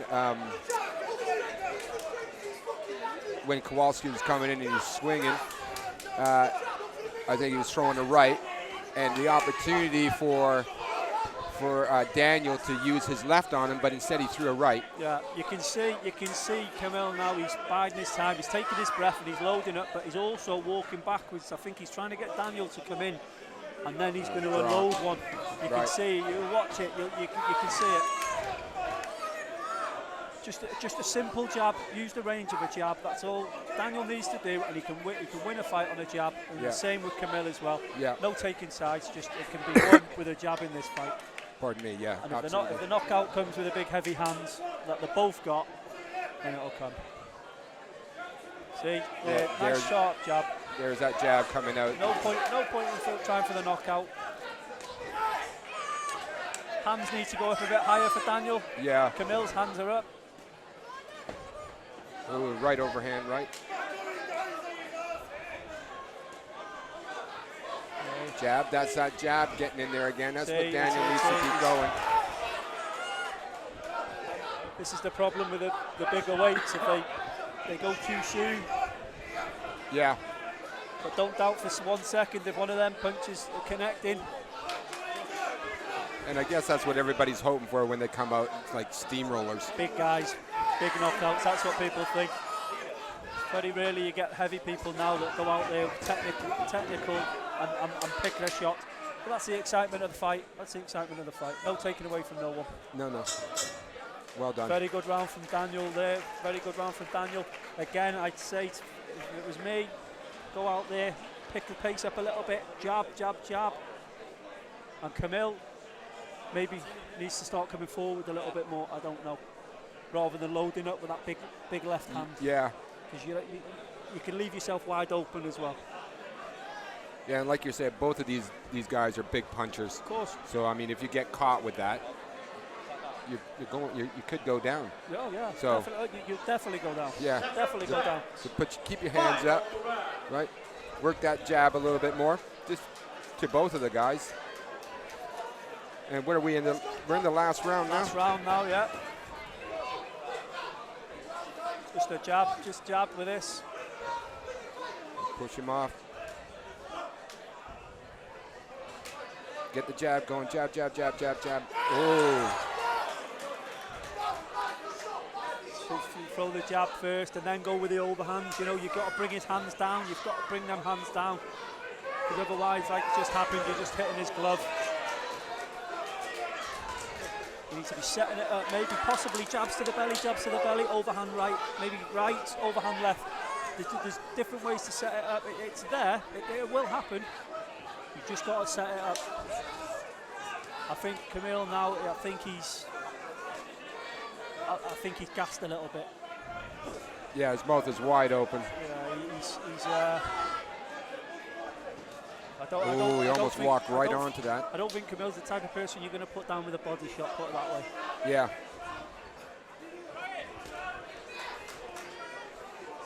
Needs to be working low, up to the top. Working low, up to the top. We've got 50 seconds left of this fight. This is going to come down to points.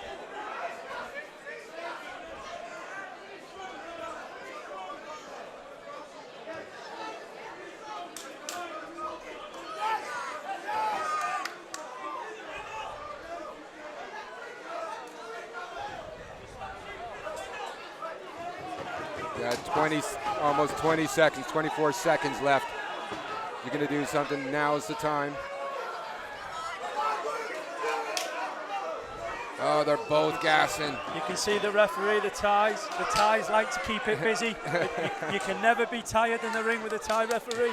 They badger you and badger you and badger you. They know what the crowd likes. They're all about the entertainment.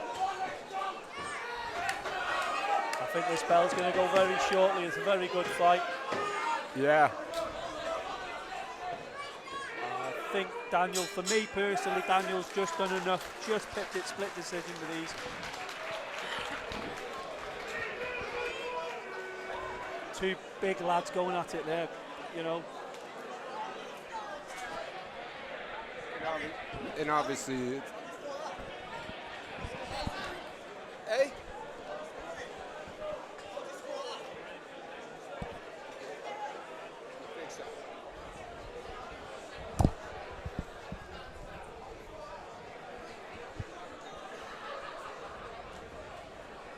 I don't know. I was being asked how did we score that, and I was like, no, half and half, because we're not the judges. Yeah, that's it.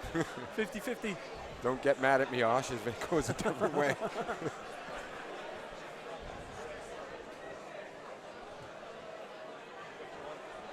Ladies and gentlemen, the judges have reached a majority decision.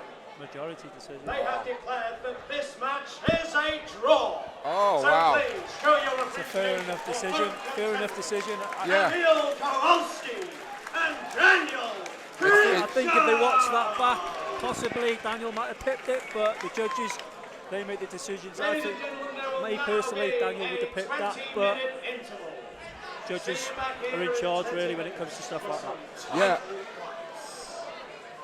Yeah. And a draw is better than a loss. Of course, you know. Of course, yeah. Both fighters will walk away very happy with their performance with that. Yeah. So what made you think that Daniel might have just had that? The first round, obviously Kamil was coming in. He was a lot busy, the aggressor. Second round, first part of the second round, Kamil again. But then after that, I think Daniel was doing enough. I think Kamil was just waiting for that one punch, you know. I might be wrong, but from what I was watching, I think... I definitely would have given Kamil the first round. Oh, 100%. You know, I thought he had that. I think after that, Daniel done and pipped it enough. I'm happy with the draw, don't get me wrong, but... Now, I don't know what you thought of the second round, but for me, the third round was where Daniel kind of looked like he was shining a little bit more. Yeah. And I can see why he maybe thought maybe it should have gone to Daniel at that stage. Yeah, but I believe he started doing that in the second round as well. So, but again, judges are the bosses. They are. And we are but having an opinion. That's us. There's must be people listening to this now thinking, Scott, be quiet, you don't know what you're on about. Domestic fight in UK Muay Thai history, as Nathan Benden takes on Nico Carrillo for the WBC Muay Thai Super Lightweight World Title. Sponsored by Venom. Live and exclusive on FightTicket. There you go! Beautiful shot! He got up too quick! Beautiful left or right hand, and Kennedy's done. Kennedy's done. In the first round, he's not going to survive this. No. That was a chilling performance by a kid that they said is the hype train. Well, I tell you what, Gav, he's a freight train tonight. That was stunning. Super Showdown. Benden versus Carrillo, June 25th. Order now for $12.99. www.fightticket.co.uk or search the App Store. Only on pay-per-view. Fight Ticket. When we go live, the whole world is watching. This June 25th, Liverpool's Joe Ryan faces off against Jose Hita for the WBC European Middleweight title. Sponsored by Venom. Live.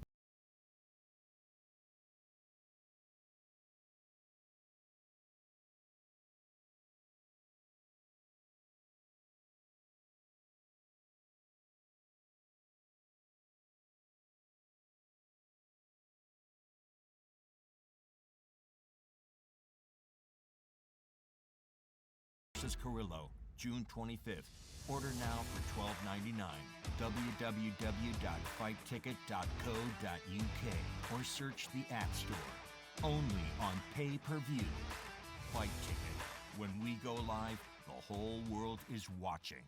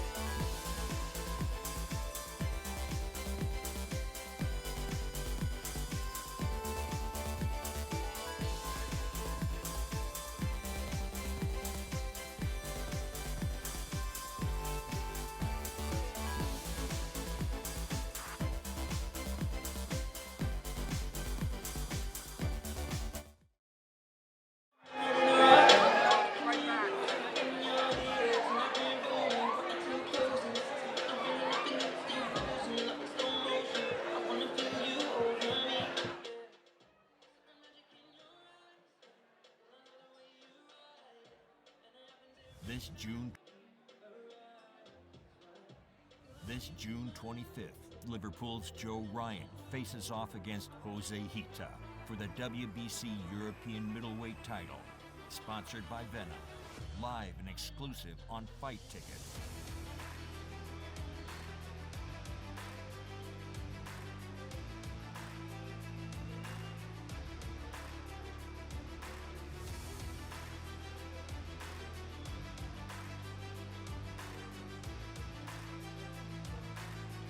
Super Showdown, Bendon versus Carrillo, June 25th. Order now for $12.99. www.fightticket.co.uk or search the App Store. Only on pay-per-view. Fight Ticket.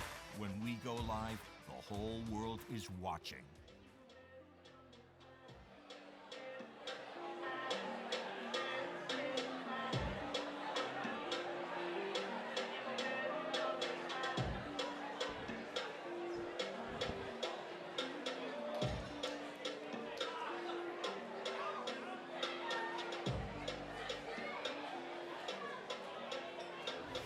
This June 25th, prepare for the biggest domestic fight in UK Muay Thai history as Nathan Bendon takes on Nico Carrillo for the WBC Muay Thai Super Lightweight World Title.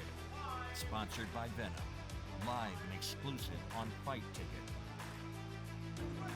There you go! Beautiful shot! He got up too quick! Beautiful left and right hand, and Kennedy's done. Kennedy's done. In the first round, he's not going to survive this. No. That was a chilling performance by a kid that they said is the hype train. Well, I tell you what, Gav, he's a freight train tonight. That was stunning. Super Showdown, Bendon versus Carrillo, June 25th. Order now for $12.99. www.fightticket.co.uk or search the App Store. Only on pay-per-view. Fight Ticket. When we go live, the whole world is watching. This June 25th, Liverpool's Joe Ryan faces off against Jose Hita for the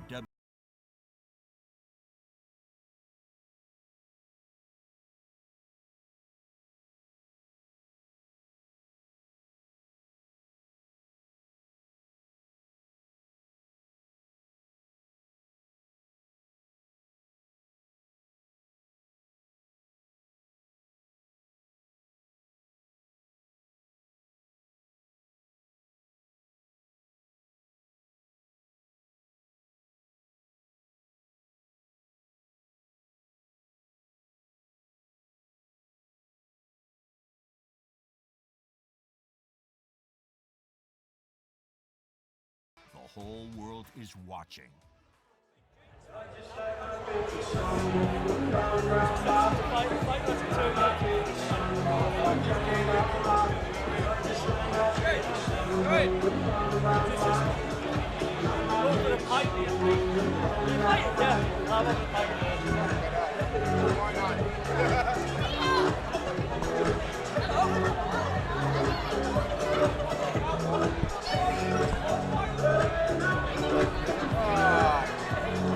Going on? Jake's fight. It's like the first time kickboxing band mates. Yeah. And I said to them, if he doesn't turn up, will he do an exhibition boxing? This fat lad will do it, and he's like, he doesn't want to do an exhibition. And I was just like, Is it shin pads or without shin pads? Money. I do it a lot. Fuck that.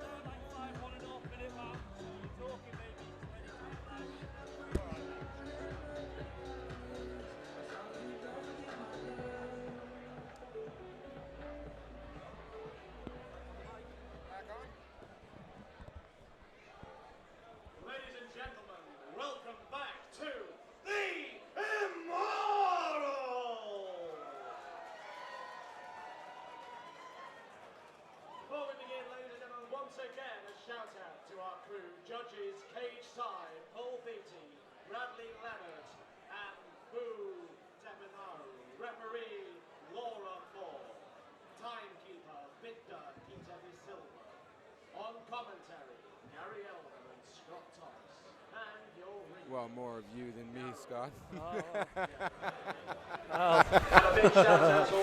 For somebody who said he wasn't going to do much talking. It's all you've done, which is a good thing. Saves me from having to sit here and just ramble on all by myself. Was Seth Jones supposed to be fighting tonight, was he? Who's that? Oh, Seth Jones, no, he's not fighting now. Following contest, yeah, he's messed up his back, unfortunately. To be fought over 5 1.5-minute rounds. Finn, this is the Northwest Area title, is it? Yeah, this is. For the Junior WRSA Northwest Area Champion. So we've got Leighton Whitley from the Titans. Yeah, these, not Whiteley, Whitley. No, Whitley. These lads used to train together when they were kids, before his dad, Aaron, started fighting in Titans. Yeah, you're right. And both of these lads have been trained by Mike Egan as well. Yeah, if I'm not mistaken. Yeah, well, he's trained the lads, and he's trained Leighton's dad, who trains Leighton now. So, as he is his dad, is it? As Aaron is his dad, yeah. Again, super nice guy. Yeah.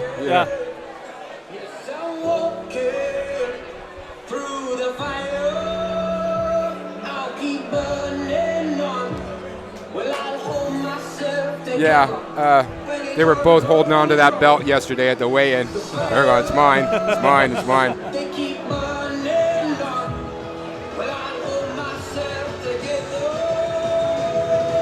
Hi, Gary.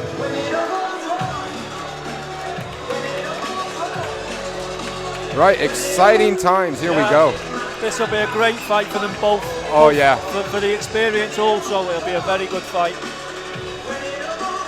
So Leighton Whitley's come into the ring. You give it a little manners bow to each 4 corners. That's the way to be.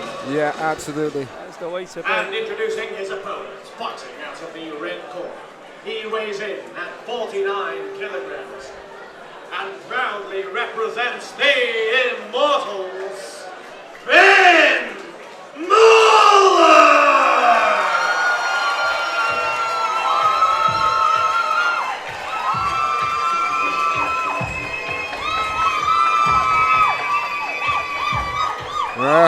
He's got quite the fan base of women yelling for him. Lucky boy. How old is he? 14. His head will be exploding. Oh, absolutely.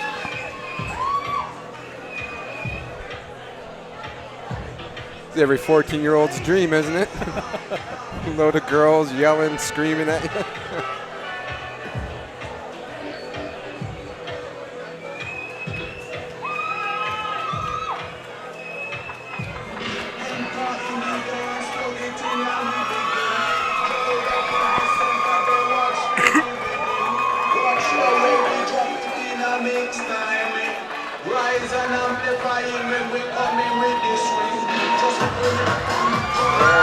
Here comes Finn now, making his way towards the ring. He's got his dad in his corner. He's got Gary Toes. Mike Egan's there as well. It's a big fight for Finn. Yeah. He really wants to win a title. I've been in the ring reffing whilst he's had title fights. I think he's unlucky to win it. Unfortunately, I can't do nothing about that. It's the way you fight on the night, isn't it? He's had about 4 or 5 fights since then. Let's see what he's picked up on the way. Let's see what he's picked up on the way. Proudly representing Titans, Leighton Whitley! And they'll be happy he got his name right. And introducing his opponent, fighting out of the red corner. He weighs in at 49 kilograms. Proudly representing the Immortals, Ben Mueller! I remember both of these lads when they were little babies training. Goodness so me. It's good to see. Both 16 at the moment. Yeah. Weighing in exactly the same weight, 49 kilos. And this is for the title, Northwest Arena title. This is one of the other fights that everybody's come to see as well. Yep. Here we go. 5 Seconds out. 1.5 minute round.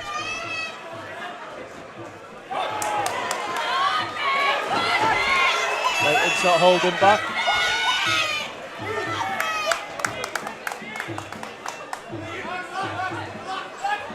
That's it. Calm it down a little bit. That's it.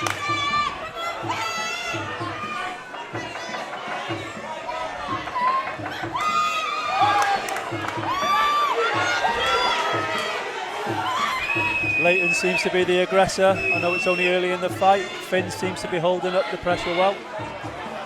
Just keeping that at bay.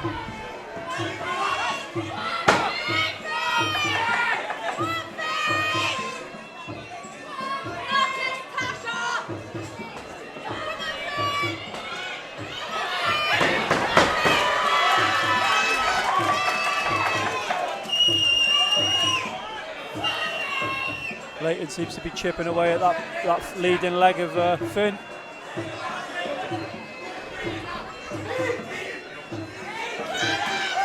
Two nice knees off each lad there.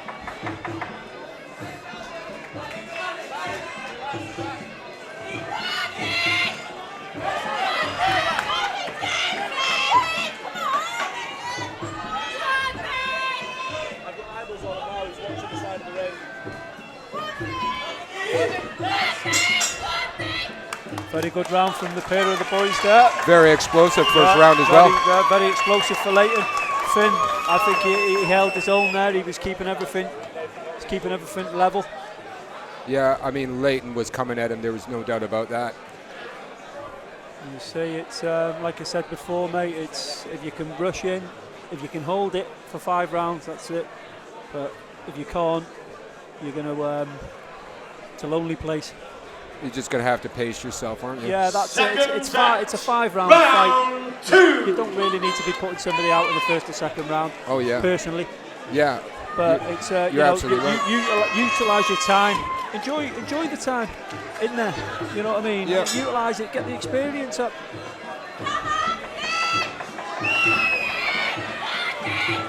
We saw that uppercut coming from Leighton as well, which missed Finn.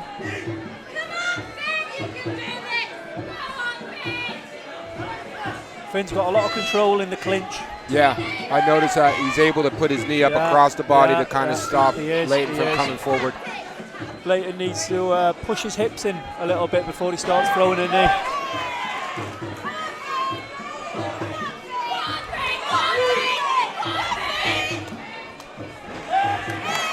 Nice off Finn.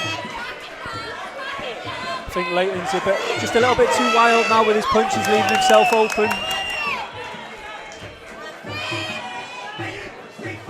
Just calm down a little bit. Yeah, try and keep it tight. Finn's keeping his cool. He's picking up a nice jumping knee. Yeah, I think Finn's found that he's comfortable with the clinch now. I think he's picking it up. That Leighton's not very confident in the clinch. Nice high kick.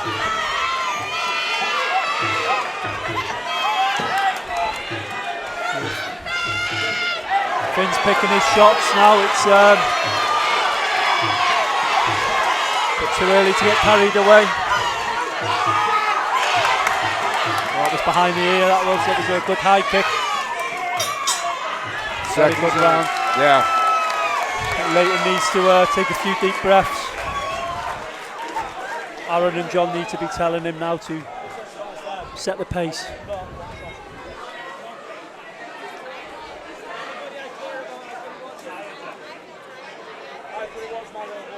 I think as he's over there in the corner, giving him advice, saying, slow it down a little bit. Yeah, definitely. Get a little bit tighter. It's good advice. It's good advice. Finn's taking his time. He's not panicking. He's covering up, and he's clinching straight away, and he's unleashing his knees, and they're working, and he's twisting him. He's throwing him. It's working. Yeah, definitely in the clinch. Finn looks a little bit, I don't know, maybe a little bit more technical, if that's the right word. Would you say stronger, but technically he knows what he's doing. Every time your opponent clinches you and he puts you on the floor, whether it'll be a twist, a sweep, it's sapping energy out you all the time. It's sapping energy out you. Yeah. See, it's sapping energy. He needs to get up.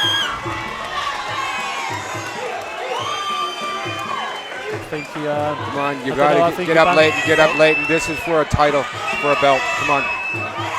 Oh no. Oh. So that's unfortunate. I don't know really what happened there. It might have been he might have gassed, or he might have hit his head on the canvas when he landed. I don't know. Yeah, I think it was from hitting the canvas. Yeah, he hit it quite hard on the way down there. That's maybe we might be able to see a replay on it. Like you say, we've seen them grow together in the gym. They've gone to different gyms. End of the day, they are still two friends. They're still two boys. Yeah. Very good fight from two 16-year-olds. Yeah. Here we go again. Just having a look at the. It's hard to know, really. Yeah. I mean, did he get winded from that? Yeah, maybe. You know, landing on your back, you can get winded very, very easily like that. Very well deserved. Very well deserved. Anyway, it's don't take anything away from Finn. He wanted the belt. That's very good. Yeah. Ladies and gentlemen, please unlucky for Leighton. Very unlucky. Well, all I can say about Finn is hours and hours of practicing that makes that come so natural. Northwest Area Champion. Hard. Well done, Finn. Great sportsmanship. Yeah, very, very good sportsmanship. All those, yeah. For Leighton Whitley. Oh, super nice. Oh, that's amazing. Super nice. That's good. Great to see. You see Leighton very disappointed himself. He shouldn't be disappointed in himself. End of the day, this is only the start of the road for them.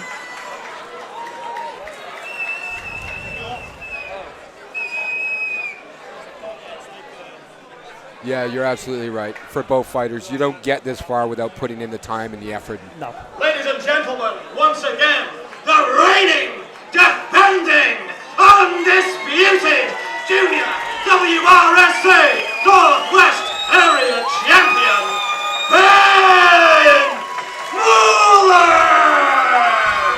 He'll have a great feeling going through him now, winning that, mate. I remember mine. I was thinking I was about his age as well. Fantastic feeling. Yeah. Fantastic feeling. Well, because you pitted yourself up against an opponent, a worthy opponent. And now, ladies and gentlemen, on to the next title fight, which will be fought under full. Yeah, you pitted yourself up against a worthy opponent, someone who's got skills, you know.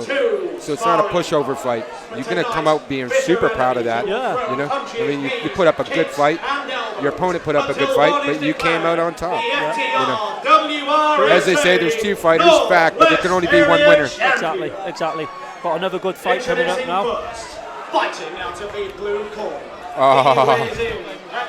This is going to be electric, this fight. Well, I'm not too sure if I might be wrong. They might be doing elbows with elbow pads in this one. Okay. I believe. Might be wrong.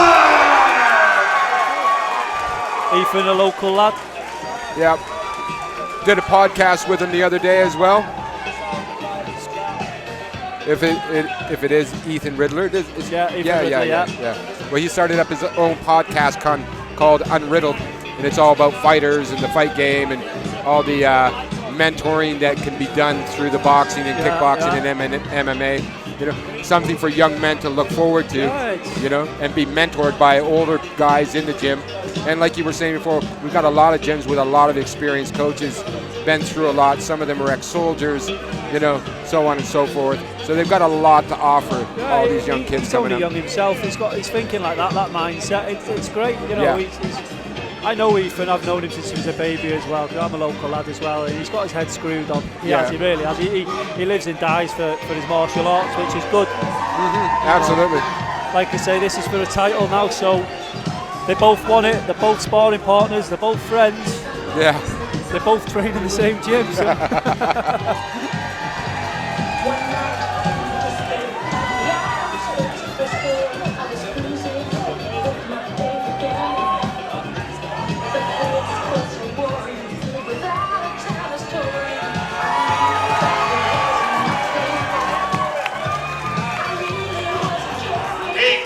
Riddler.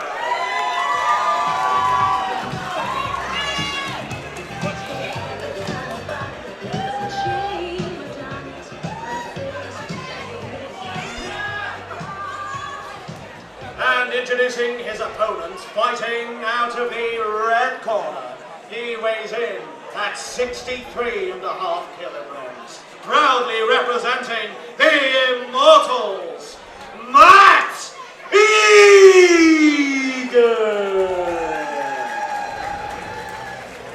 I don't really know much about Matt Egan, but I know he's been training with Mikey.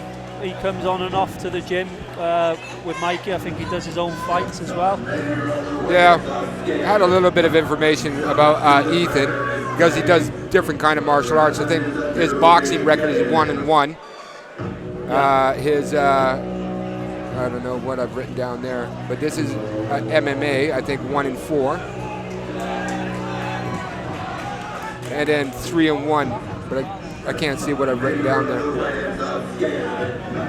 Kickboxing, is that? I think it's kickboxing, yeah. I think I was writing it while I didn't have my glasses on.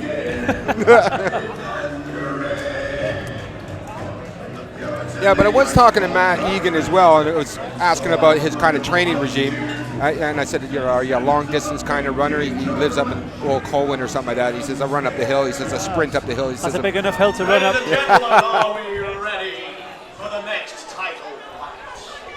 The following contest is a full-time rules bout with elbow pads. And it is for the How long to go now, Thomas? How long to go? Northwest Area Championship. Introducing first, fighting out of the blue corner. He weighs in at 63.5 kilograms and proudly represents Bandito Karate, Egan!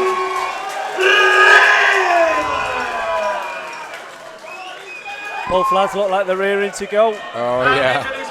Matt Egan looks like a Viking. Ethan, don't know what he looks like, but he looks ready. The Immortals, Matt Egan!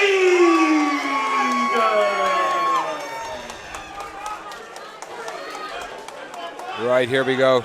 Don't look away, whatever you do. It's a pro-am fight. This will be a very good one. They are elbowing to the head. As you can see, they've got the elbow pads on. Wow. It's a bit of a game changer with the fight. You know, you've got to watch when you're in close as well. You can't be taking any chances. Ethan draws first blood. Oh, knee to the face to Ethan. I think Matt was trying to just over-dominate him due to he's a taller guy. Yeah, this is always going to happen in the first round. This is just a feel around, you know. Yeah. Hopefully the corner's just telling them to calm it down a little bit.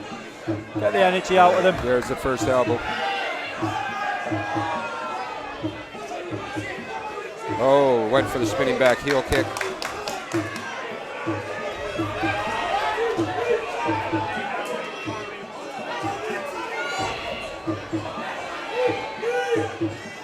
Ethan came in with a flying elbow. This is it.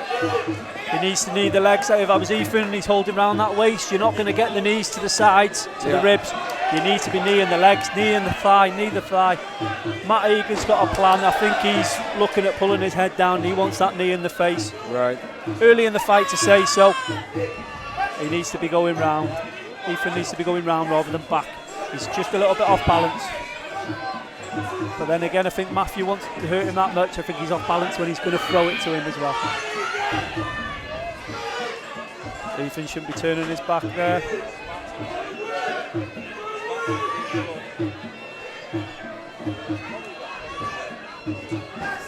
Oh, nice low kick. Yes. Nice low kick. It's just a simple, a basic kick, and it will always work. Never let you down.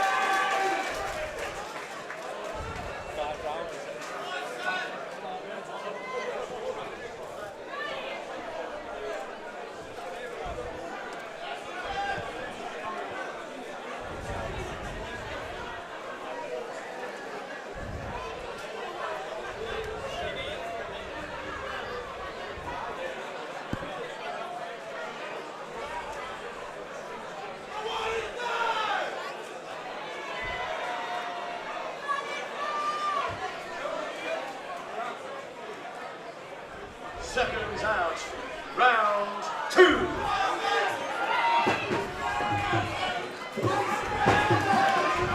Should be finishing with a low kick. Yeah, back to basics. Keep it simple. Yeah. Possibly not be a little bit too springy on your feet as well. The knees to the thighs there now would be nice. Either way. Why do you think that, Scott, that you shouldn't be too springy on your feet? I mean, it's just balance. It's more balance. You know, you see a lot of MMA fighters do it. Ethan is an MMA fighter. He comes from that background, so they're always a bit more springy, you know. But at the same time, you do put yourself off balance, you know. Okay. It's like boxing's kind of the opposite. They want you on your toes all the time, don't they? Well, yeah. But you've got to set at some stage, don't you? Yeah, of course you do. Of course you do.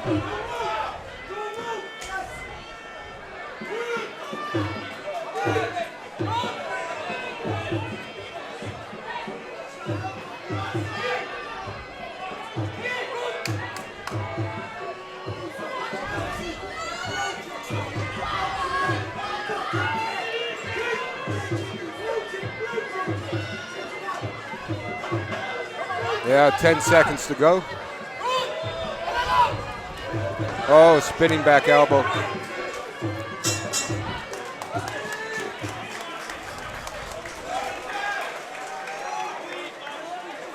It's hard to say, but it looked like Matt was It's very hard to say. They're both, yeah, it's very hard.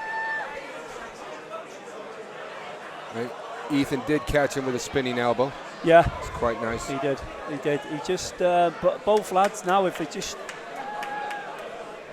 come down a little bit and pick their shots, they'll. Seconds out. Yeah. I mean, going back to what you were saying, Scott, how the Thais do things so much differently than our guys here in the West. Kind of take their time first couple rounds. Like you said, come 5 rounds, they're picking the pace up every single round after that. The thing is, you've got five rounds. I know they're 1.5 minute rounds, but you can pick your shots. Yeah. You know, a minute and a half doesn't seem a long time when you're looking on the watch, but when you're in a ring, it is, and you can pick your shots. It's amazing how much you can do. Amazing. Yeah. Oh.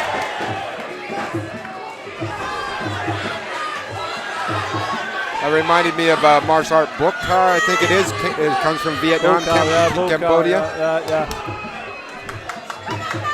They love a good flying knee, a good flying elbow. Oh, yeah, they do.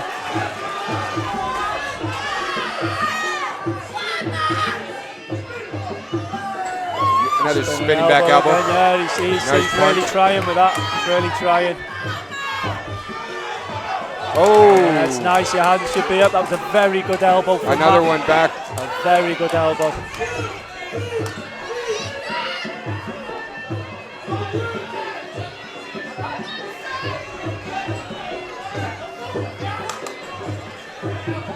That's it. They've got a knee. I think they're both tired now. The lads are looking tired now. But this is mid-fight now.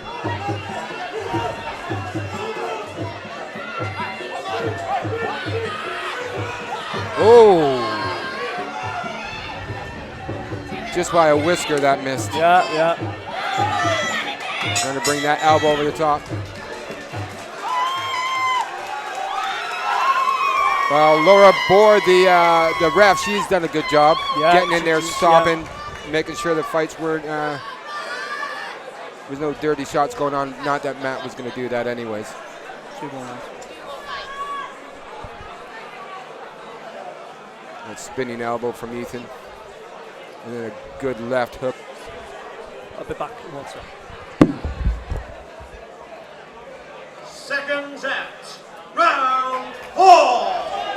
And here we go. Round 4.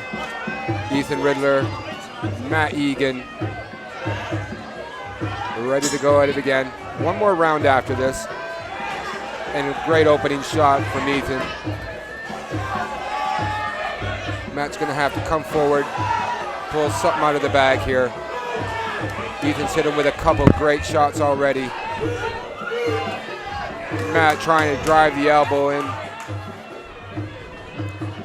I think both lads will do a lot of damage if they start kneeing with each other. It'll be yeah. If they start kneeing, It'll help. It'll bring them on a lot.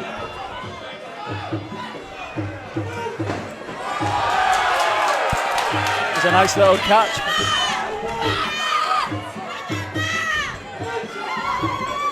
Oh, nice. Again, another nice side kick.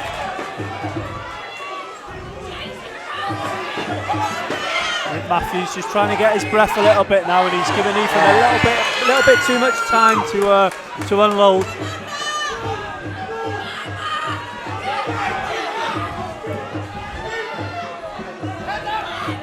Oh, spinning back elbow again from Ethan. Nice, right nice, nice. You are allowed to knee in the back. Needs to put his hands up. Ethan. It's been constant work from both of them throughout the entire thing. Really has. Nice roundhouse kick. Slipped under. Got his back. And that's the bell. Wow. It's the 5th and final round coming up, mate. Whoa. They can't say they've not put everything into it. It's like being forged in fire. Do you know what I mean? It's only going to make you stronger, isn't it? You know?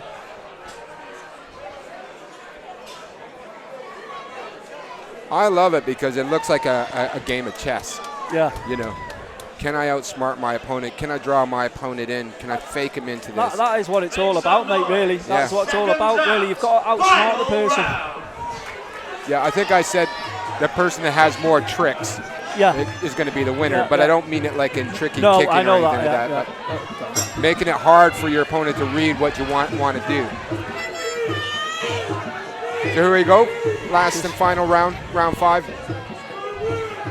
I think both lads are really tired now. They're really digging deep for this round. Whoa, nearly. Well, we've got just over 1 minute for one of them to prove that they're deserving of the belt. Yeah. I genuinely, I couldn't even tell you, on my opinion, who I think with this. I really couldn't. Well, we've had. If it wasn't a title fight, I'd be up there to call it a draw, possibly, my opinion. Yeah. Oh, nice. Well, we've had Matt on the attack the entire time. He is pressuring. Right? He is pressuring. But we've also had Ethan landing some good shots. Yeah. Well, I wouldn't like to be the judges with this fight anyway. I would say a few kicks to the legs would tip it. You could actually take the decision. Okay, if you were just throwing a few more kicks, because as is now, it's boxing, grab, knee. You know, right. So you think a couple well-placed kicks to the legs would just tie it up for either fighter? Really could. It could be the decider. It could be the decider. Ethan's definitely come on in the later rounds. Yeah. Is it too little, too late? I don't know. Well, that was a good fight. They both stuck at that. Yeah. Right. Well, let's find out what the judges are going to decide. Here it is. We've got his final decision.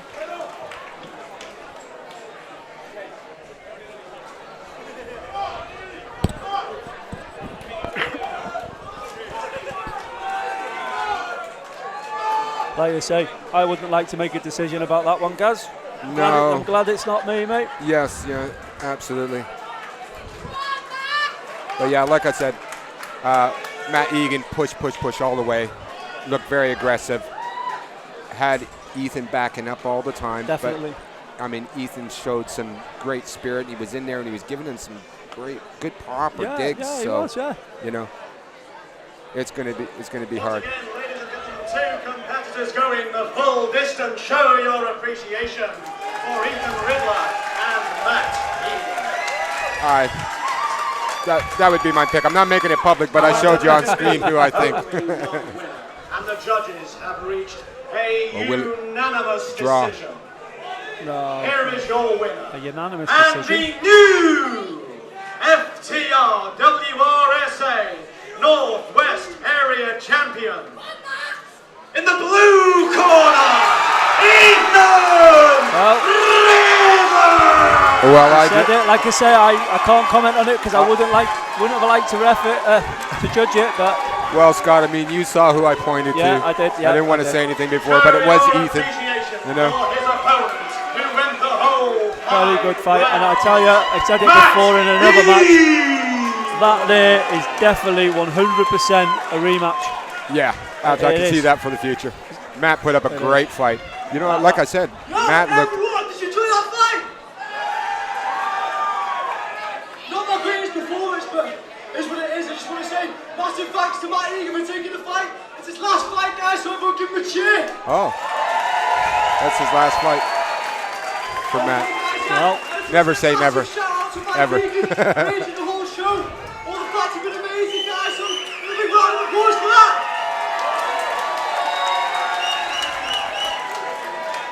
And that's the voice for the fight. Everyone for coming out tonight, all my friends and family. If you want to see me fighting, either here or at your country at the end of the year, make some more noise! he's in the spirit. Once again, ladies and gentlemen, the reigning, defending, undisputed FTR WRSA Northwest Area Champion, Ethan Riddler! Yeah, definitely a good fight. I'd only be repeating myself over and over again, saying how well Matt actually fought. He pushed Ethan for all, 5 rounds. Absolutely phenomenal. Yeah, it was a very, very good fight. Like I say, I've repeated it again. Yeah. I wouldn't have liked to make the decision on it. Show your love, show your love. Well, I don't know. They said that was going to be Matt's last fight, but as I said before, never say never. Well, people do say that, don't they? I'm never fighting. I don't know how many comeback fights I've had, Gaz. Mikey always seems to get me back in there. So how many times have you retired? 3, 4, 5 possibly. There you go. Well, you're living proof. You tell I'm coming back for fitness. Okay, 3 months later, got you a fight. Back in the ring again. He steps through the ropes with a record of 5 victories and no defeats. Weighing in at 82 kilograms and fighting out of Stoke-on-Trent, Ryan Edwards!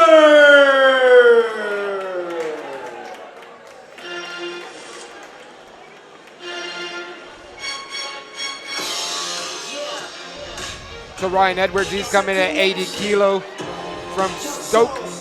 Yeah. And and he's fighting against William Thomas, then 80 kilos out of Ryan Mack's gym. Yeah, Will Thomas, he's a good, strong lad. I haven't really seen much about Ryan Edwards, but William, he is a strong lad. He's always game for a fight. Have you seen him fight before? I've seen, only on footage, but I have seen, and he's very game, very, very game. And again, this is for a title as well, isn't it? It's for a title, is it? Yeah. Northwest, or is it? Yeah. For a belt? No, Northwest Boxing. Oh, it might be.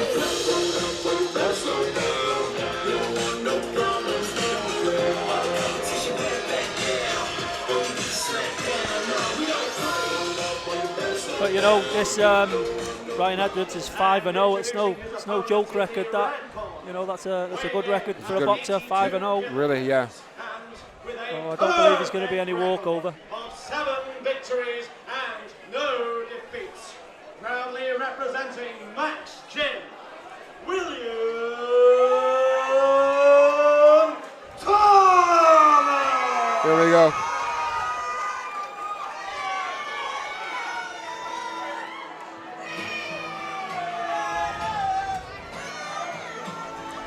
And what do we have here, Scott? We've got 4 2-minute rounds. Is that right? 4 2-minute rounds for the lads here. And I'm sure they'll make them all count. So I've got a bit of a question for you, Scott. Why are some of these bouts different times? What's the reason for that? Is it experience or? Yeah, it's you know, you've got a Northwest area title, but the lads were only young. It's their age. So it's more like a C-class sort of thing. Okay. You know, it just goes up in classes. You've got the Pro-Am.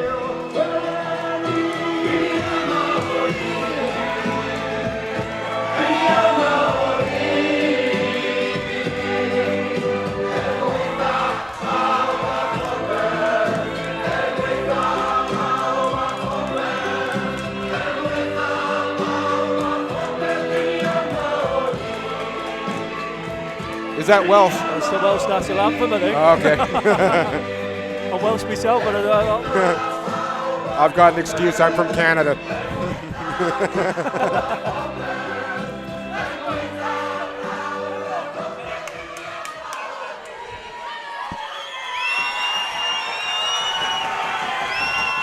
All right, the crowd is really G'd up for this. Ladies and gentlemen, the following contest is a Ryan does not look phased in the slightest to the crowd. You mean Ryan Edwards? Ryan Edwards, Yeah. He looks focused, man. Yeah, he does. Can be very daunting, you know, being in the hometown with a home fighter. It's very daunting. The odds are stacked against you. Yeah. Two, go! Introducing first. So for you to win, you've got to be really convincing. He weighs in at Oh, yeah. 82 kilograms with a perfect Either really convincing or a knockout, you know, it's one of them. Because as you say, it's not your hometown. It's always kind of going to go against you. It happens all the time to all kind of fighters. Definitely. But sometimes when a fighter has a loss, it'll have been not because of their performance, but it'll have to do with what the judges decided. Yeah. You know, your fate is in their hands. Of course it is. and has a perfect, undefeated record of 7 victories and no defeats. He proudly represents Max 7 wins, no defeats. Make some noise.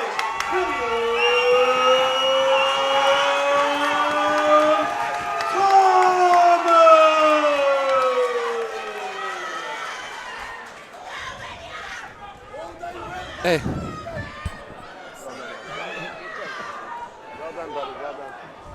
Good performance. Happy with it. You did well. You did exactly what you said.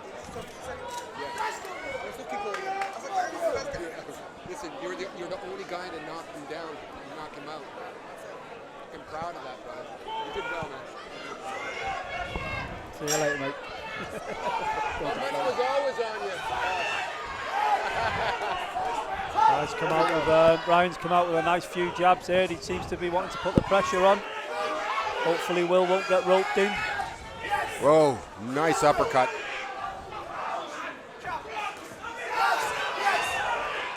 Well, Ryan's coming right back at him. His hands are right down, Ryan, as he's coming in. I think he might get caught out like that. Quite possibly, Gaz. Yeah. No, Will's not. He's not trying to match it, and that's the sign of a good fighter. You do not need to match it. Yeah. Keeping your hands up, keeping your distance. He's got the height on him a little bit as well, just a little bit. Ryan's got some good head motion. I would say, I think Will. You can just see Ryan's just going to try and win this, mate, with an overhand as well. Yeah. So Will just needs to make sure his hands are up at his head, he's down, his elbows are in, and he needs to be firing them shots off, not giving him that chance to come in with the overhand. Whether it be overhand left, overhand right. Will's hands are coming down a little bit when he's bringing it in, so.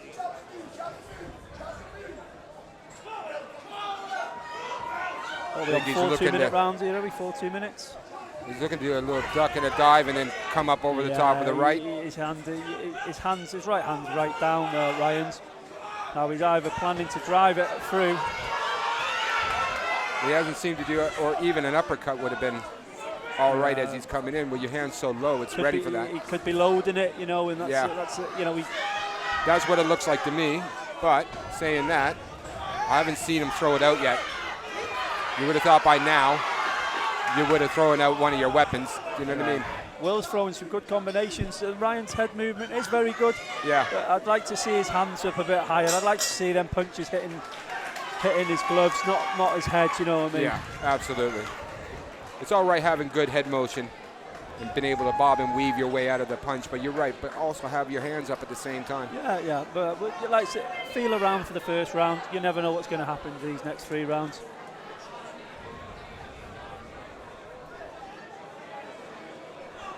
But yeah, we've got Will. He showed really good composure there.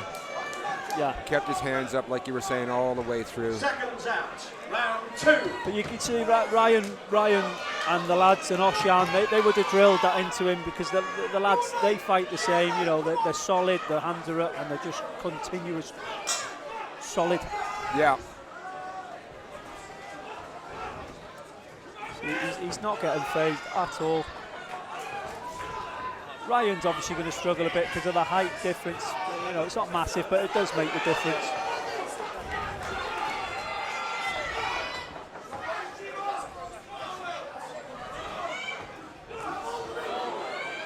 I think Will felt that one a little bit. Felt a little bit flicker in his eye there.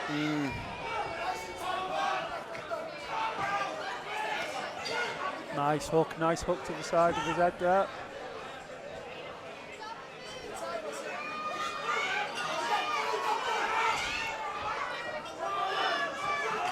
Maybe we'll start firing that right straight out. A little bit of a left hook, right straight maybe.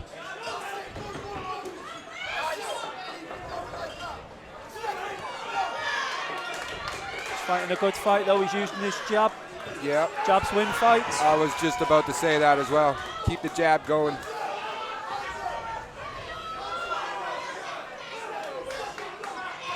Yeah, upstairs, downstairs. It's the way to go. Nice combination. The composure of Will's, it's amazing. He's not getting in, he's not getting too riled up, trying to rush in.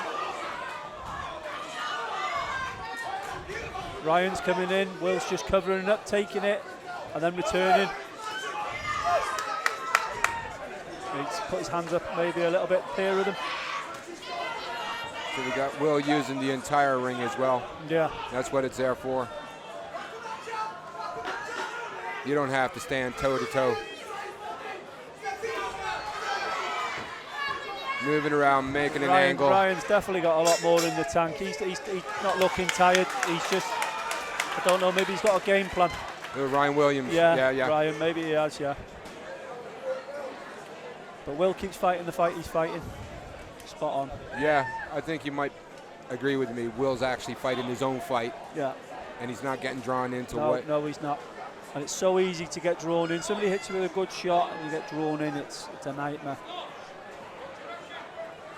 Well, you lose your composure. It's kind of like getting mad, isn't it, really? Yeah, of course it is. Of course it is. Which takes you right off your entire game plan after that. So what are we in round 3 now? Round 3? Seconds out, here we go.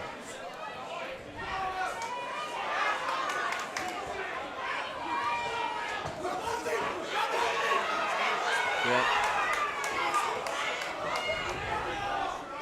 My question to you, Scott, as you're been a professional fighter, when your jab hand is down by your waist, does it take more time to get it up to the face as if you had it already out in front of you and you were just jabbing? Yeah, I would say it is personally. You know, it looks good. You can get it up quite fast. It's coming up from a different angle, but your jab always needs to be coming from the top of your face. Bang, jab straight. You know, yeah. That's where it needs to be coming from. If not for defense as well. You know, it looks good with your hand down and you can throw it. It's coming from a different angle. You will catch them. Yeah, because I mean, when you're backing up, you still want your hands up and still being able to hit them. You need your hands by your face, up there, nice in there, chin tucked in, and then you need to be doing it just like Will's doing it. Will is dropping his hand a little bit, but I'm not going to scrutinise that. Yeah.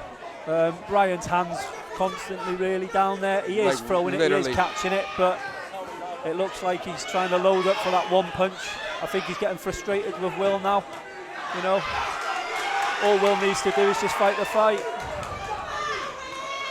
Nice little uppercut there to Will's face from Ryan. Gee whiz. Looks like Will's just like...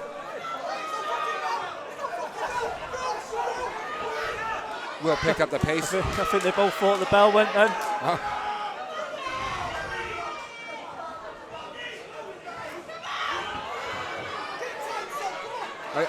I really feel for Ryan because he's got his hand way down by his side almost now. Anytime he's going to throw something, he's going to telegraph it. You know, you can see that coming. I think I do think he's looking for that one shot now, whether it be his left hand or his right hand. I think the frustrations kicked in with him. Yeah, Ryan. Yeah, I think the frustrations kicked in with him now. He is connecting with Will, but he's not hurting Will, so I think that's another frustrating factor for him, you know. Wouldn't you have thought you could generate enough power to knock the guy out by keeping it nice and tight? Yeah, and, yeah. You know, coming up with an uppercut by having your hands up, and you just got all that body motion and movement going and some momentum. And then to come up and clock him good, but the arm, again, I'm being critical. It's not me in there. You know what I mean? It's easy to turn around. What's that? Seconds out. Yeah. Final round.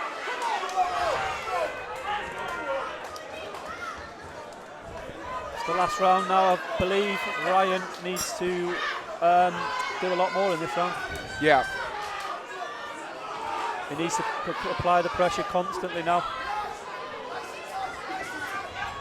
Yeah, unless something drastic happens.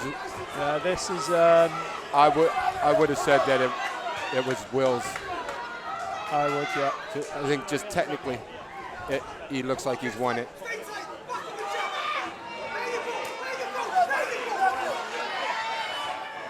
No, fight.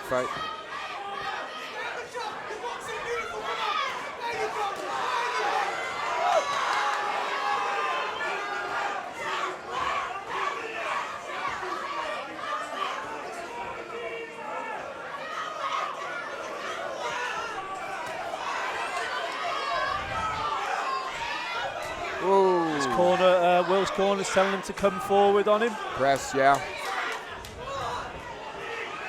Still a little bit out of range there with that.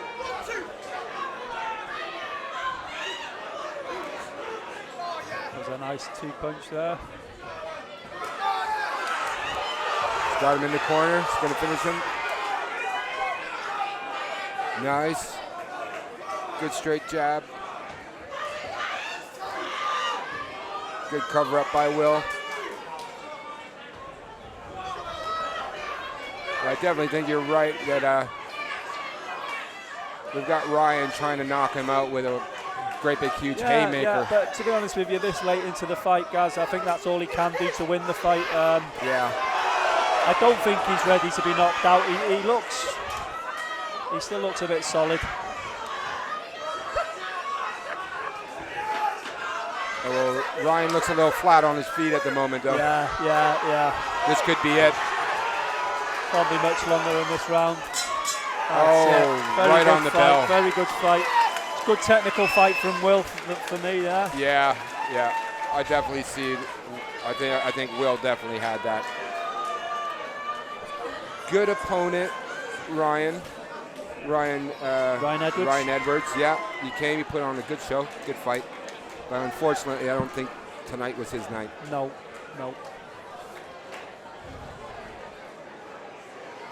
But we're about to find out from the judges as well what they have decided. And that's what matters. Yeah. You know what they say about opinions? They're like, and everyone's got one. So, yeah, here we go.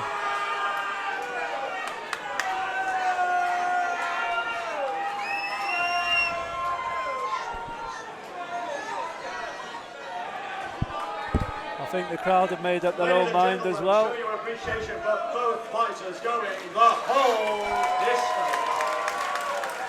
Two fighters with undefeated records, but someone's O is about to go. The judges have reached a unanimous decision. Here is your winner and the new WRSA Northwest Area Champion. In the red corner. And there you go. William Thomas from Ryan Max Gym. Ryan is very, very happy. The guys around us are jumping for joy. They're hugging each other. They're super, super stoked. Very good fight from pair of them. And show your appreciation for his opponent going the whole distance, Ryan Edwards. Another belt going back to Max Gym. Yeah.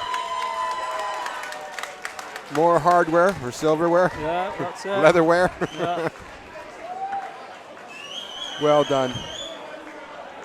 And to have a good fight, you need a good opponent. Yeah. One more time, ladies and gentlemen, make some noise for your new reigning. Well done, both fighters. Undisputed. There's going to be some celebrations tonight. RSA Northwest Area Champion, William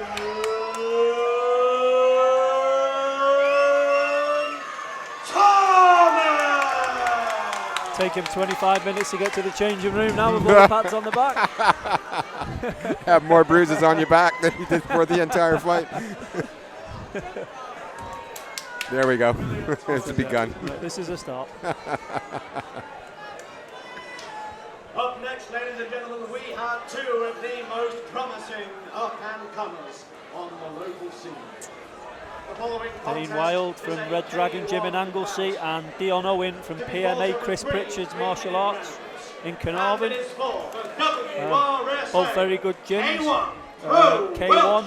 I'm not too sure what Dion's experience is with K1 because I don't know if he's mixed martial arts background. Dane Wild again, I think he's comes from a Thai boxing gym. So K1 title rules, what are they going to be? K1 title room, it's just kickboxing with a limited knee. I don't know if they're doing spinning back fist with this title fight. We're usually allowed to spinning back fist. And they would have decided all that like backstage. Yeah. Prior to the fight. Sort of like, what kind of rules they were going to fight by, So it's a limited clinch. It's usually a one strike knee when you clinch and then you'll get split up. And then you've got to break. Yeah, it's not like Thai boxing where you can hold and you can knee and you can, it's not like that. It's literally a combination, grab, knee, and then you back off and then you what about kind of foot sweeps or anything like that? I think you're allowed the outside foot sweep in this. I do believe you're allowed it. I'm not too sure what they've agreed in it. So I couldn't really comment on that because different shows have different things.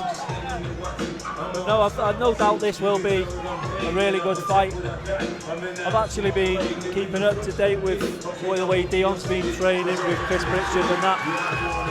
And Chris always trains his lads. He's always running them. He's always doing steps, works with them. He's fitness-wise, he does know what he's doing. So we shall see. I just wish I would have known a bit more about Dane Wild and then I could whitter on about him a little bit more. What was that? I wish I could know about Dane Wild so I knew a bit about him, but yeah.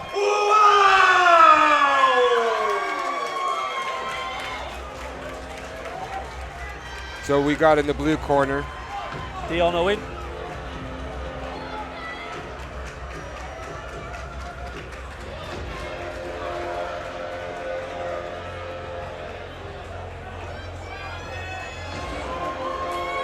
Oh yeah. I've reffed a couple of Dane's fights before. He's a good fighter. I believe he's a good fighter. I've seen him in the interclubs as well. Yeah. He's always performed quite well there.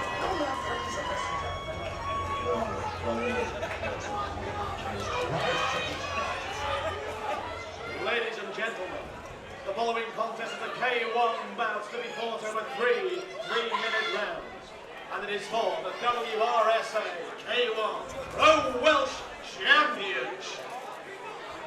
Introducing first, fighting out of the blue corner. He weighs in at 70 kilograms and proudly represents PMA Dion Owen! Yeah, he's coming in at 70K. They're both at the same weight. And introducing his opponent, fighting out of the red corner. He also weighs in at 70 kilograms. He proudly represents Red Dragon. They both look like very, very big lads for 70 kilograms. What was that? That is, they both look very big for 70 kilograms.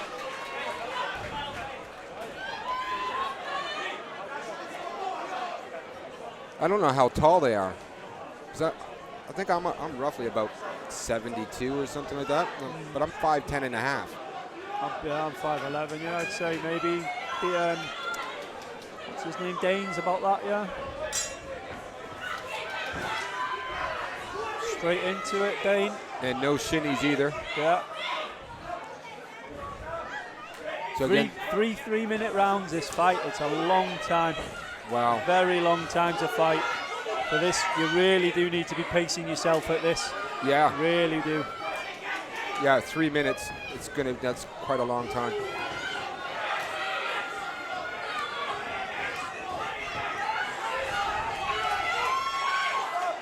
then again, they might want to be putting each other out of as quickly as possible, so they don't have to do the 3 minutes.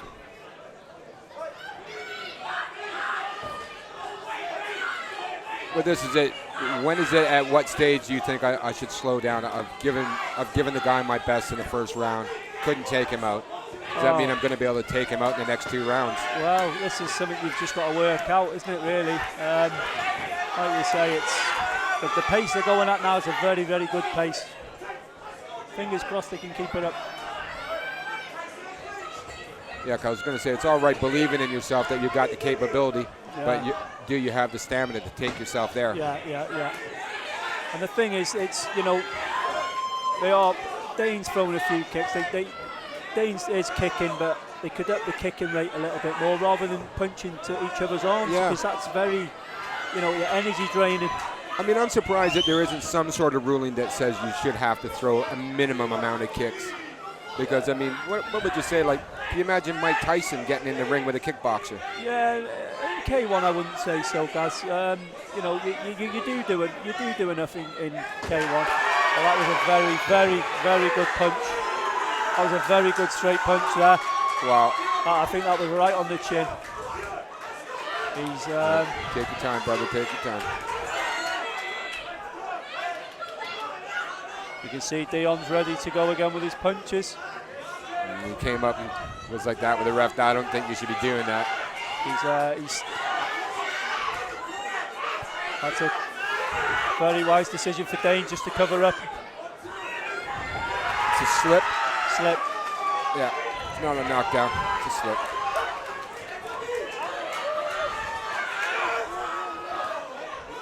So we got 30 Dion seconds. could leave himself open a little bit here, just going on the attack. That was a nice punch. No. He's down again. He's down again. That was right on the jaw. It was a very, very good punch. Yeah. Dion's getting a bit irate with the referee, but the referee's just doing his job. He's got to do what's right. An 8 count's an 8 count. Yeah. You can't make it any faster. Yeah, absolutely.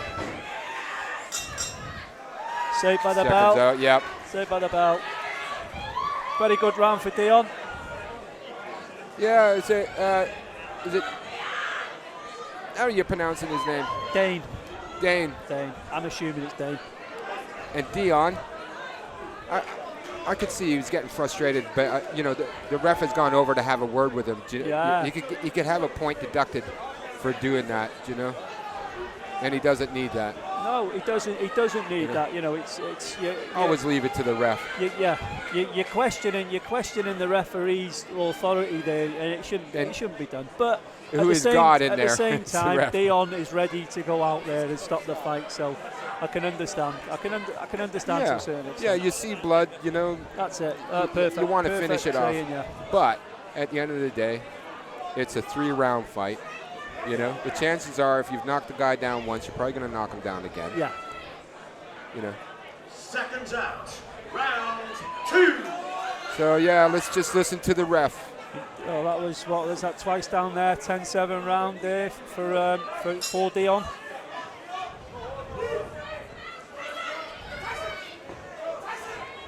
So you just don't want to see all that hard work that he's put into it get thrown away and he loses a point or 2. You can hear those punches from here. Yeah. I say it is limited clinch in K1, so you can you use knees as well in K1? Use knees as well? Yeah, limited.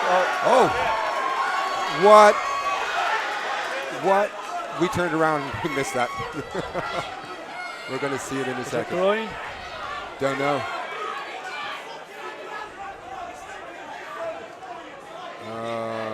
Possibly. We'll find out.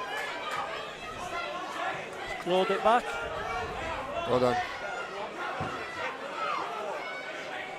There might have been a low knee.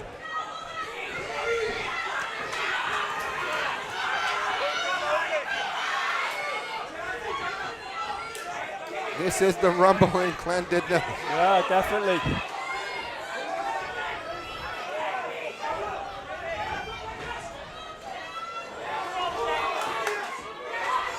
See, when they're in on that clinch there, Dane's getting very, very close to Dion's head, and I think he's trying to knee him in the head. So Dane just needs to keep his head up with his hands up, because he's just looking down at the floor at the moment. Yeah.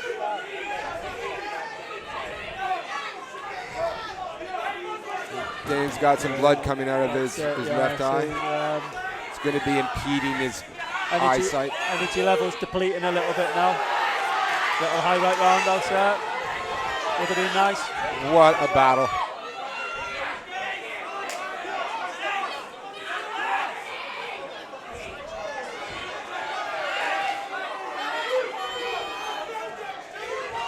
Round 2. How are they going to go round 3? If they survive this.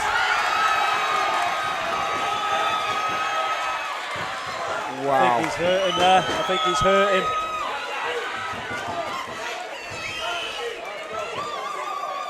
"30 seconds left in round 2. Still a lot of time." This is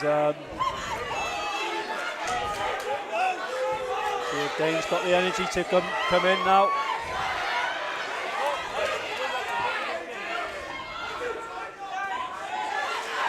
Is that a cut above Dane's eye there? Got a nasty gash. Yeah. Yeah, and that cut is opening up more and more and more. Yeah. Oh, saved by the bell. That was a good round, very good round. Yeah, you're going to need your cut man in there, clean all that up right away.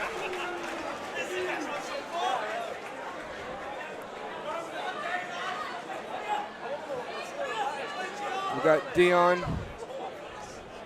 I don't know what happened that he's gone down. He's gone down twice. Yeah. In this last Well, round. that was a knee there. That second one was definitely Was a it? knee.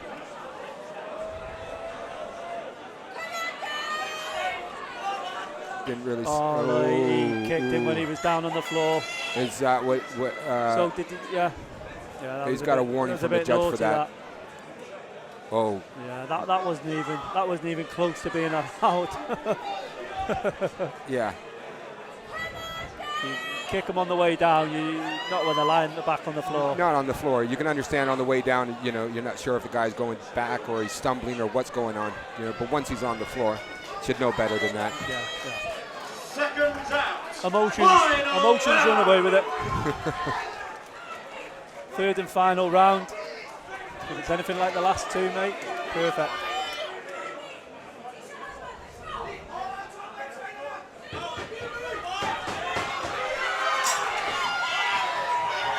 This is going to be the explosive round.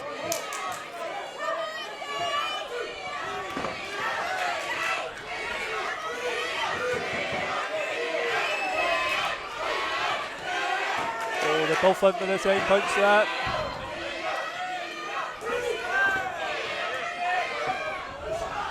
Talk about being fatigued at this moment. Yeah.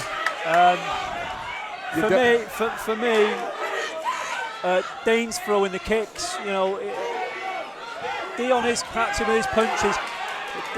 Dane is sticking to the plan, and it's a K1 title. Yeah. And then kicks are going to win in this fight for me.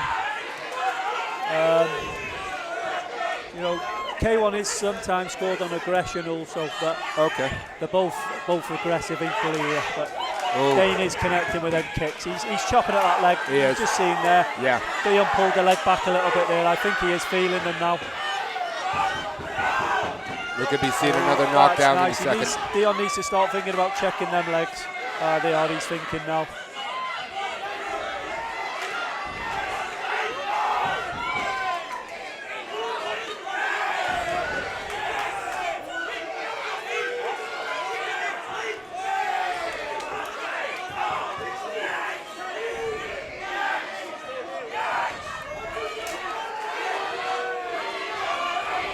So a minute and a half to go in the third round. Dion looks like he's struggling a little bit here.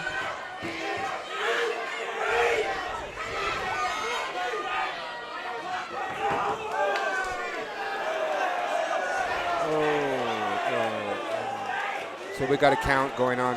Yeah. It's not good in the ring, is it? He looks exhausted. So what do we got going on? He's just been sick in the corner. Oh, That's why he stopped falling. Spat his gum shield out and he was sick. Okay. Oh.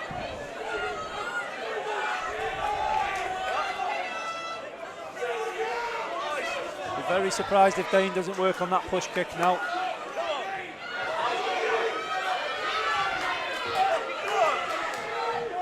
Just shows how much effort they're putting in if they're, Jesus, you know, they're fighting and they're making themselves sick.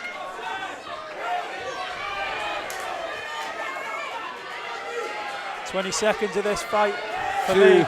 This has been solid. Yeah, 2 warriors at work. Nice. Unbelievable. Look at that, blood streaming from the pair of them. Not too sure these cornermen should be on the ring, like.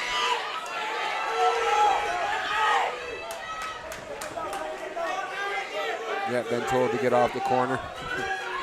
They should know better.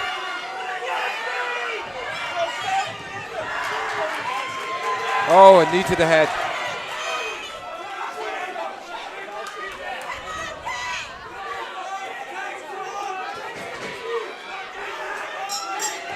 Wow. What an amazing fight. That was phenomenal. That was really, really good. They've even managed to get some blood on our books. Look at that, dot, dot, dot. I don't know if that's good for us. There's blood all everywhere here, Scott. Now, yeah. You thought we were in it. Great. Off to the dry cleaners for my suit. They should be bringing buckets. He's been sick again.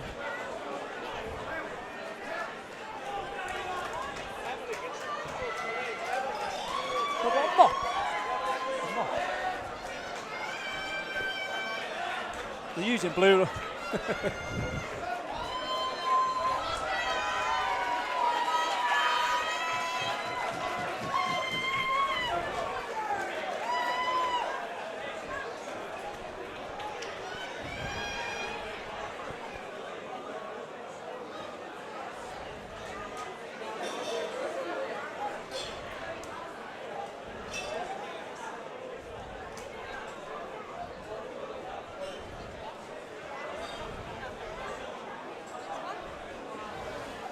Little bit.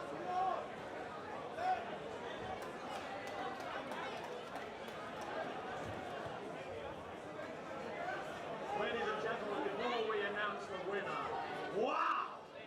Both men have bled and sweat.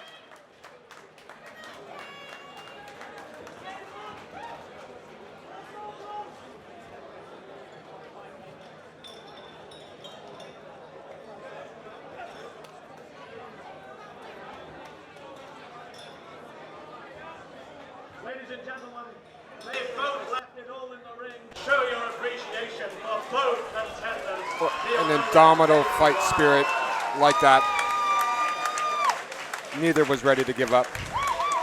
But there can be only one winner, and the judges have decided unanimously that your new WRSA K1 Pro Welsh Champion is in the red corner.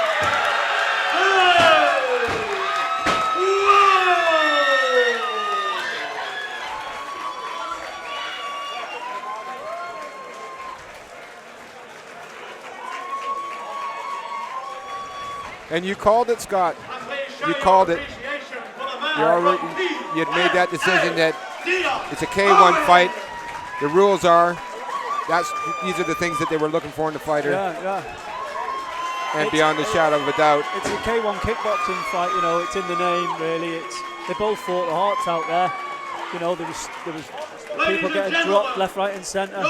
You know, it just shows you how hard they were working in that fight. Yeah. Undisputed WRSA K1 Pro Welsh Champion. I'm going to say something in a second.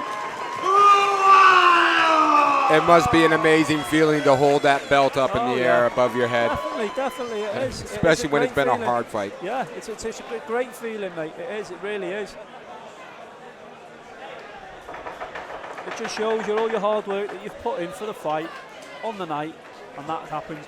And it makes it worse that you know you've got to work that hard when you've got somebody like Dion pushing you to get to that sort of you know. It really is good. It's good to watch. It's good to watch. Left it all in the ring for you tonight. Show your And that's what makes them keep coming back. It's like a drug. It's like an addiction, isn't it? Exactly.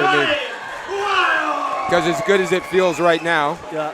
in a couple, 3 days, 4 days, maybe a week's time, you're going to start thinking, okay, this was good, but I want something else as well now. Course, I want it again. And I'm pretty sure Dion, Owen, if we said his name right, from Caernarfon, he'll be back.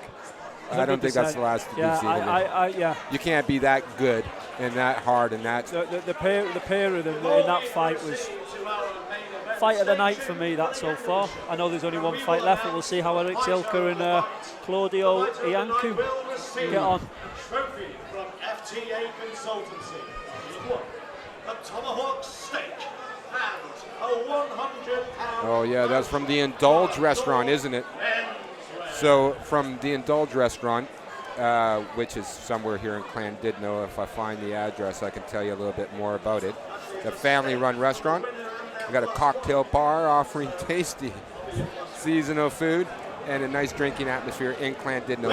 And their location is 3941 Maddox Street, Clandidno, Conway. Yeah, so Sonny Walker, you know Sonny. For the main event of the Immortal! He's put up a 100-pound voucher for menswear clothing. All right. A free meal with a tomahawk steak at his restaurant, and I think a great big huge trophy. And that's going towards, I think, the best fighter of the night. Yeah. But I'm pretty sure the way Mike explained it, it won't necessarily be the guy who won. Will be the guy who showed the most heart, sportsmanship, and so on and so forth. So that's going to be interesting to find out who won that. With an impressive record of 19 victories and only 4 defeats. Proudly representing Gymnasium Califero, Claudio Iancu.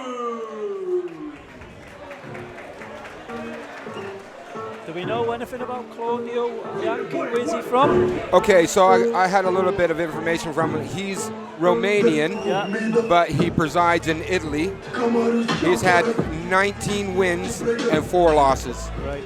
So I mean, what do we know about Erik? Erik, he's again, I don't know his fight record. I know he's had a good few fights. He's been doing it for 10 years now. So this fight really has been 10 years in the making for Erik. I was speaking to his dad earlier. This is what he's worked up to. You know, this is it. He wants to be a pro fighter, and this is what he's going to do. And I don't doubt for a second that Claudio is going to make it easy for him.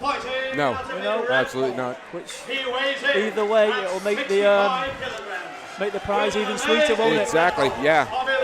Beyond a shadow of a doubt. Only 3 defeats. He proudly represents the Immortals, Erik Zilka.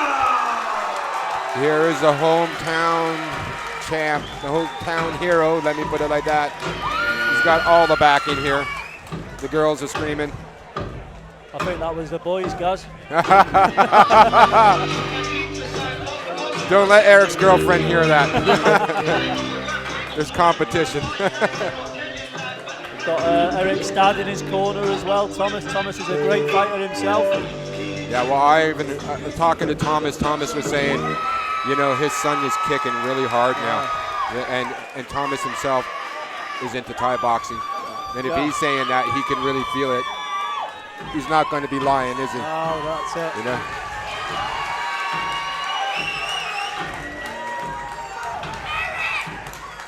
Ladies and gentlemen, this is your captain speaking, and you have reached your final destination. Tonight's main event of the Immortal. The following contest is a Pro K1 bout to be fought over 3 3-minute rounds. And it is for the IMTKA European Professional K1 Championships. Really good. Introducing first, fighting out of the blue corner.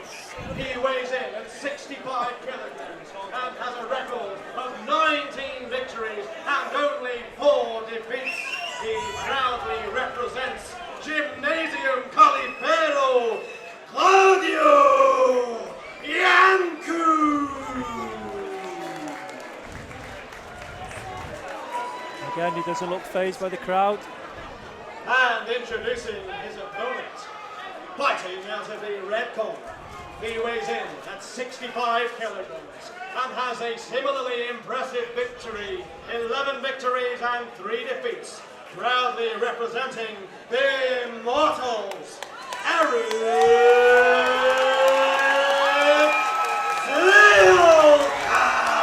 And what a difference in look. I mean, you know, Erik looks very clean cut. You've got Claudio, he's covered in tattoos. Two different looking fighters altogether. Definitely. I think this is going to be a super explosive fight. This is the fight of the night. This is the one that we've all come to watch. Everybody's super stoked and excited. Well, I'd be glad to be at the headliner of the show, Erik. Yes, well done. Well done, Erik. You got 3 rounds. Here we go. So how's it going to come out?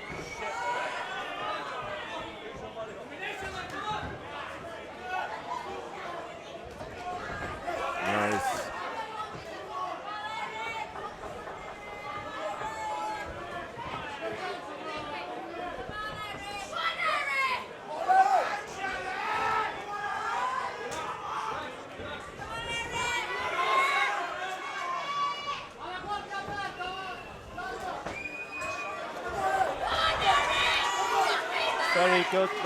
Very good shots by Claudio there. Yeah, he jumped in with a little flying knee as well. But like we've seen every fight that's been on today, some of the fighters that have been coming out super strong, super fast, very aggressive, have ended up gassing and have ended up losing. So everybody that we've seen up to now, I mean, that's been the pattern.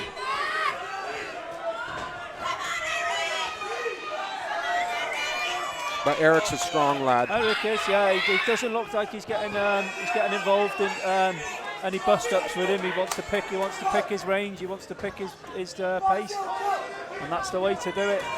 Yeah. He is utilising these 3 minutes, and I'm sure Mike has told him utilise the 3 minutes.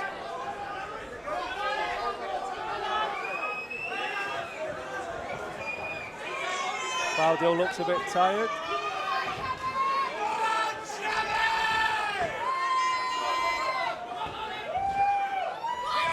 I mean, that's exactly what you were just saying, you know. Erik's fighting his own fight. He's not getting involved and getting sucked into zapping all his energy in the first round. Oh, what a head! Oh! Oh my God! Oh my word! Oh my goodness! Oh, that was a hell of a head kick. Whoa! Wow! I remember Erik saying that as well. He's going to take him out with a kick. All right, this is over. Oh, yeah. 44 seconds of this round left. Wow, and this is supposed to go 3 rounds? Yeah. No way. Claudio's trying to recover.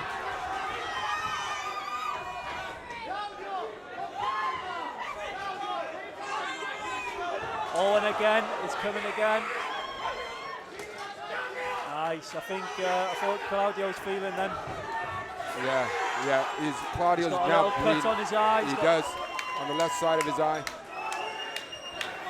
10 seconds of the round. It's quite streaming pretty badly now. The blood coming from Claudio's eye. Erik, oh, he's out. Oh, He's out. That was medic. That's it. Get the medics in there. Medics. That was a good combination there. Good. Very good.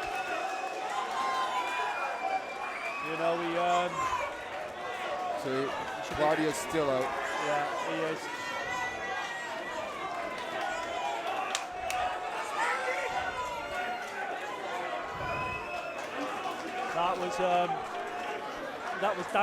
Dyane seconds of that round. That was, and that was unbelievable to start with a head kick. I don't really think he recovered from the head kick. And the 1-2 combination there, just to finish that there was. That was phenomenal. That was absolutely amazing.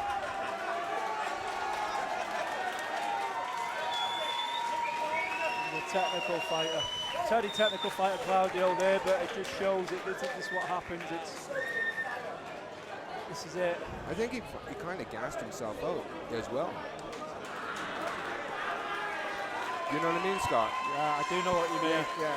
He just came out too hard and too fast in the very first round. You could see when Erik was kicking his legs. You can see here now. You can see it's. I think this is the combination one. Oh no, that was the head kick. That was right behind the ear. You know that. That'll send you all different shapes of ways. Boom. Yeah, that was a right hook to the wow. foot. You know, it's unbelievable that was. Like I said, I don't think he recovered from that head kick. Getting kicked behind the ear, that's taking a while. Disorientate you big time, yeah. Again, that was a very good fight. Yeah.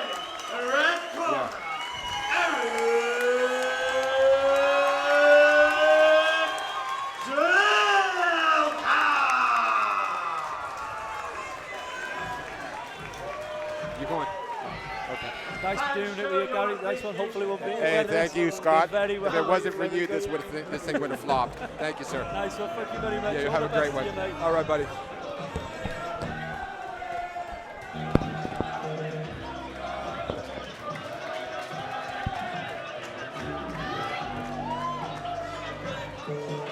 Ladies and gentlemen, make some noise for the new reigning, defending, undisputed MTK European Pro K1 champion, Erik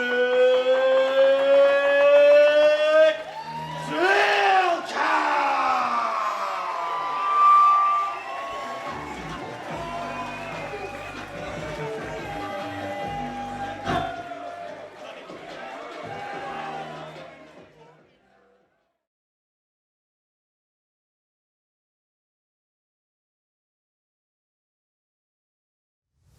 This June 25th, prepare for the biggest domestic fight in UK Muay Thai history as Nathan Benden takes on Nico Carrillo for the WBC Muay Thai Super Lightweight World Title. Sponsored by Venom, live and exclusive on FightTicket. There you go! Beautiful shot! He got up too quick! Beautiful left and right hand, and Kennedy's done. Kennedy's done. In the first round, he's not going to survive this. No. That was a chilling performance by a kid that they said is the hype train. Well, I tell you what, Gav, he's a freight train tonight. That was stunning. Super Showdown. Benden versus Carrillo, June 25th. Order now for $12.99. www.fightticket.co.uk or search the App Store. Only on pay-per-view. Fight Ticket. When we go live, the whole world is watching.